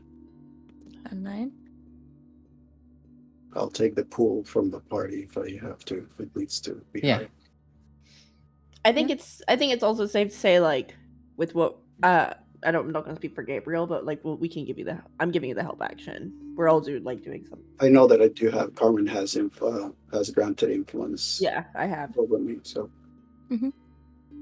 You don't see his eyes open, but you see a hand move, like fingers twitch on his leg, almost like he's reaching out for something. And I'm gonna guess that you put your hand underneath his. As you see his lips part, as his breathing begins to grow more shallow, as you can feel in his hand the heartbeat slowing down. And he sees this vision, this memory of the day Ariel told him that she was pregnant. And in this memory, he bent down and just hugged her legs and said, "He will be the start to the generation this family needs." And you hear him mutter that under his breath, although still unconscious, before you feel him slump even further, as any more vitality absorption, and it will not be good, as he has reached a point. that would be when Orúno stops and Mhm. gestures to the cousins. Gabriel squeezes your shoulder as he comes around, if that's okay. He comes around, he squeezes your shoulder, and he mutters very quietly, only loud enough for you to hear, Orúno. Good job, brother. And what I would like to do, in what I imagine is like an instinctual pull of Gabriel's power, his kind of responsibility as the one who sends alongside Carmen, is he begins sort of like using his magnetic powers to begin spinning his shield between his hands, and it starts making a sound almost like that of a Tibetan bowl.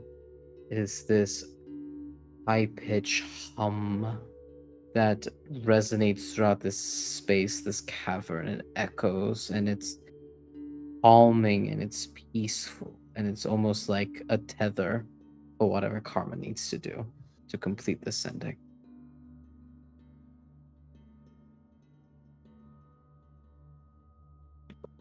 Carmen, how are you finishing it? My God, that's awful. Oh my God, I literally don't know. I think Carmen is so overwhelmed with all, I think, all this like collective emotion, and I think she kneels down and tears are sort of streaming from her face, and she touches him.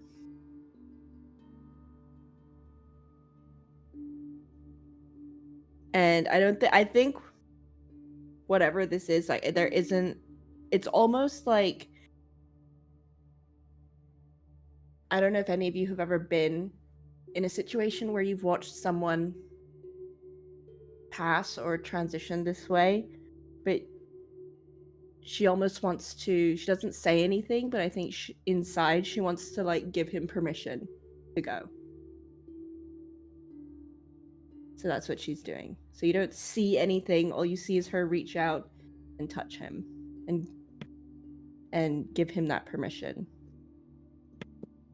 And we see just beams, not crackles, but soft beams of electricity begin to extend from your touch, caressing and holding on to his body and enveloping him almost in this hug.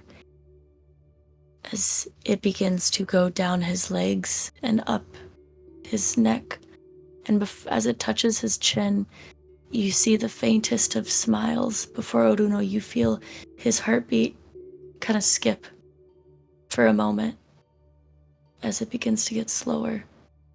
And you all hear but a whisper as from the feet up he begins to disappear, the electricity sending him. And with the faintest of smiles, you hear from him, "Take care of my girl."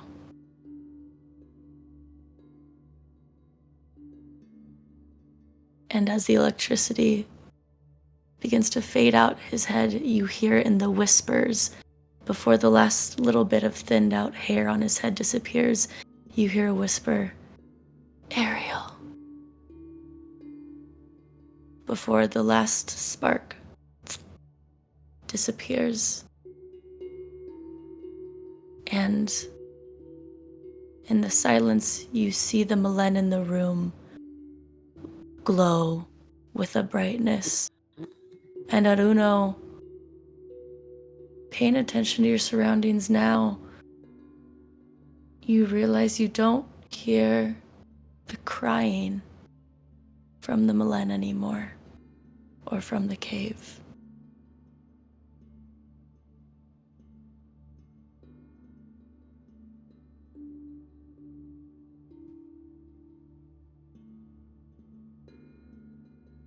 I think Orúno just has that moment where the image and the memory disappears and he's finally fully back and the body is gone and the crying is gone. And it's instinctively happens, but his hands sort of just reach for Gabriel and for Carmen. It's a reactive. He's not thinking about it. It's just that the overwhelming feeling of emotions has him almost like reach for an anchor, and he knows that they're there, and it's just holding them on their shoulders, just trying to keep himself steady. And I think at that invitation, Carmen just folds into you, just sobbing. And He'll- Gabriel holds you both. Yeah, he'll embrace the hell out of him.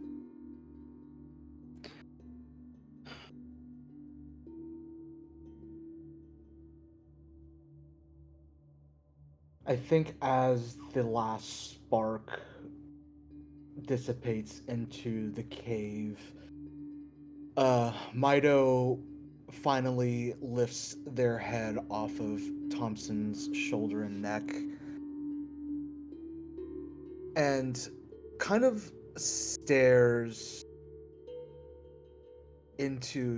at Tamsyn, whether she looks or not, but it's just looking and then kind of like looking past Tamsyn and seeing Gabriel and then back at Tamsyn and then to Orúno and then back to Tom and then to Carmen. And you see Myto's eyes open and they go, hey Tom, Yeah?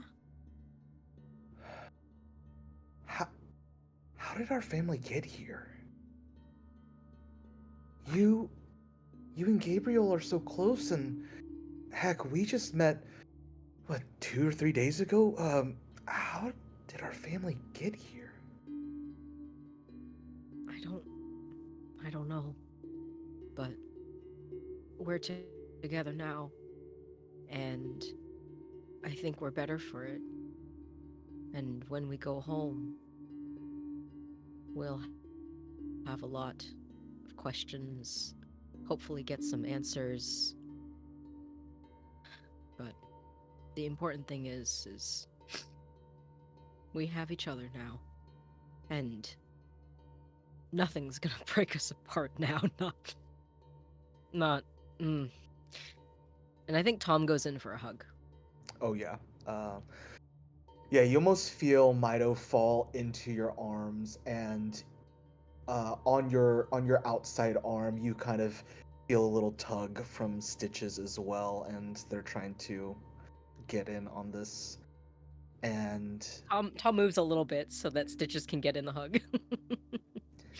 yeah, and in this moment, you kind of you feel the quivering in Myto's breath, and then it finally subsides, and you kind of see them look up at you. So how do we get back? I think we just walk out the way we came. And Myto kind of has like this like weird flashback moment of all the different interactions we just had, falling through portals, zip zapping across. Okay, but you don't see or Myto doesn't say anything verbally, and it's like, okay, I'll follow your lead. Tom will, I think, like, isn't gonna let go of you first, Myto. But I think when Myto eventually lets go of me, Tom turns around to look at the other three of you. And her face is one of like genuine, I think just melancholy and a bit of sadness. But you can see in her eyes the tiniest glimmer of hope glistening on Tom's like tear-stained cheeks. And she offers you three a very weak smile and brushes some of her hair out of her eyes for someone who basically was just struck by lightning a bit earlier. Her hair looks pretty nice. It seems to have smoothed all the way down and is once again perfect. And I think we'll stand up and offer a hand to Myto to stand up, and takes her staff off the ground and puts it back in the sling that Myto made for her. and will offer a hand out to the three of you for someone to take. And I think Tom says, "Okay, let's get out of here." And I think Carmen grabs your hand. She knows, I think she's gotten all the tears out. And very weakly is like, so are we going to family therapy after this? Or like individual? Who are we billing? Like, do we send the bill to Irasima? Like, what are we doing? Tom laughs a little bitterly, with a little hint of humor on these words, and she says, "I don't know about y'all, but I think my mom can pay for my therapy." Yeah. Well, I don't know about y'all, but killing my uncle wasn't on my family reunion bingo card, so Tom what do we do laughs. about that? Tom laughs in like the most pained way possible. And All right, sh- family shakes her head and misfits. says, "Okay, All right, family I misfits. want to get And out I of do this mean all of cave." you. Let's get out of here. I'm going And to say that through if I may, the last thing that Orúno does is the last one to join the group. Orúno attempts to use his psychic constructs to go to the wall where all the markings were. And he attempts to use the psychic constructs to write Naren's name. And then write family. And then write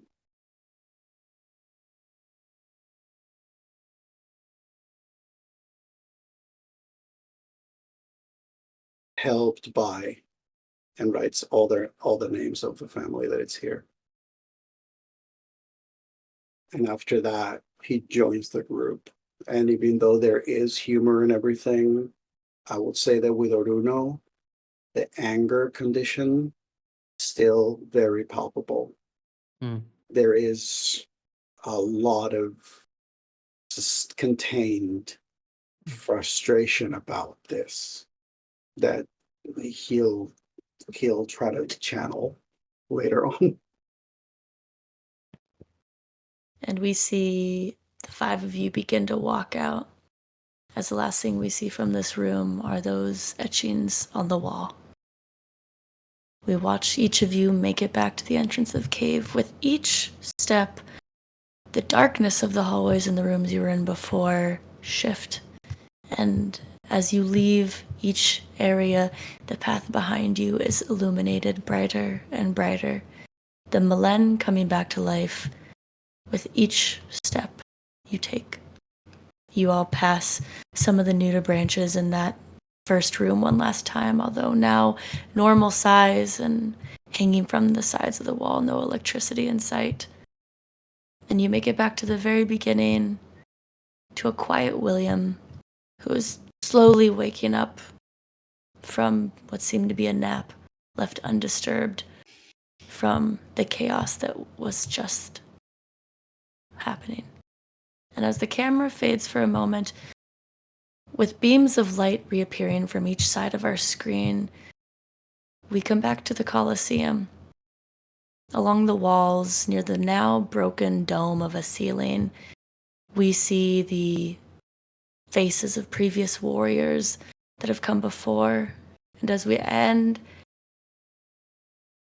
near the end of the third row, we see the likeness of Naren appear, etched by an invisible ink and blade, forever signifying him as someone who gave his life to protect this lineage in the best way he could. And with that, I would like to thank everyone watching at home for joining us on this roller coaster of the 8th episode of Beneath the Surface. And with that, we will do outros where my incredible performers will say where you can find them. And we'll go backwards from the intros, starting with Jay. Hi everyone, my name is Nala or Jay. My pronouns are they, them. You can find me on Twitter at NalaWoo and everywhere else at Nala Draws. Wow. um, who is me? I am an art director, currently at Hunters Entertainment, and also art directing for some other stuff, which as of recording this haven't been announced yet. So I'm not sure what the timing is, but keep watch. There's some super cool things coming. I also do illustration work in TTRPGs. I work full time doing freelance in the space. I also am a voice actor, sensitivity consultant, and actual play performer on shows like this. Um, if you want to see me in other stuff, Last of Eden's Vices, Vampire the Masquerade game, Ito by Night, another Vampire the Masquerade game. Um, uh, what else am I in? This show. There's probably more because there's a bunch of stuff happening, but I don't know when this is coming out, so who knows? The best place to keep track of all the stuff that I'm doing is Twitter. I also have TikTok and at Nala Draws, Instagram. Uh, I don't know what else. That's me. Um, ouch. Hey, big brother, who I saved today. Hi, little sister who saved me today. Hi, everyone. I'm Valiant Dorian. I use him, his pronouns. You can find me all around the internet at Valiant Dorian or at Also Spirit Bear. Please enjoy that lovely treasure I just set you on. And tonight, I had the distinct pleasure of playing the protective older brother and cousin of this ragtag group of familial misfits, Gabriel Zhao, who uses he, they pronouns, who uses the Scion playbook. You can find me. I'm a TRPG AP performer. You can find me on Saturdays on Transparent RPG playing Sayer, the misbeloved twin brother of the Chosen One. You can also find me on Mondays on my own channel where I run a TTRPG talk show called Dicey Banter, where I talk to all the makers and shakers in the TTRPG space while having fun conversations while we're at it. And I'm also a game designer. I'm making a TTRPG about werbeasts. It is inspired by 80s and 90s grunge fighting games. And if that sounds like your jam and you want to get into Wrath and Monstrosity, that is the game for you. By the time this is out, the quick start guide should be available and the release not long after. So please keep an eye out for that. And yeah, I'm going to pass it on over to our cousin of the hour. Passed off to Victor. That's Victor. Oh. You're the cousin of the hour. Sorry. I should have Oh, clarified. I was like, I was like, you were doing all sorts of mind stuff. It's you. it's a mind game. Hi everybody. I'm Victor. He, him pronouns. You can find me as Victor _ the Story Weaver on TikTok, and that can lead you to some other places where you can learn a little more about me. Actor, performer, musician, and yeah, there's not much more than that. This was quite the ride, and whoever's taking it next, let my brain melt as you take over. It's me. You melded our brains into that weird place. Hey y'all, my name is Danny. My pronouns are he, him. You can find me all over the internet at Brutal Dan. That's BR00TALDAN. Tonight I got to play Myto, the brains of the group who cannot seem to split logic and reasoning with this magical world, all while holding little stitches in hand. You can also subscribe to my Substack, Digital Thickness with 2Cs, where I aim to make information about marketing, social media trends, community, and digital spaces more readily available, just in case you want to get into all this weirdness online. And yeah, I will pass it over to our Carmen Pereira. Hello. My name is Clare. I have been playing Carmen Pereira today. You can find me sobbing forever after this, just forever and ever. But when I'm not sobbing, you can find me live on Twitch at Clare_rich_baby, where I stream a whole bunch of simulation or roleplay games. And you can find me everywhere else on the internet at the same name. It's pretty underwhelming. And I am Kris, aka D&D Imposter, and I have been your lovely game master. You can find me at D&D Imposter on all social media, where I make teehee ha-has, or you can find me GMing horror, not usually making my players cry. But yeah, follow me on there. Keep following Tabletop Tempest. Remember, we are giving away that pair of dice this week, so be sure to check out Tabletop Tempest on Twitter on how to enter. And so before I say goodbye, the camera comes back into focus. What are you doing to us? Not the end. Oh, The what session is over. What are you doing? What is this? End scene credit. What the? As the camera goes behind a certain someone who, walking up to William, feels a cough in their chest. As they put up their arm and very quietly try not to wake William for a moment as he's slowly waking up, coughs into their arm. As Orúno looks down into the inside of his elbow and sees speckles of blood before the camera fades out into darkness. And that is where we will be ending episode 8. Like, We I will like see you. I like you, Kris, but I hate you also for that. Oh, Kris, when I get you, Kris. Kris, when I get you, Kris. Get you When I get you, Kris. during Pride Month. How dare Come back next week to see what happens to Orúno. We'll see you guys next week. Bye.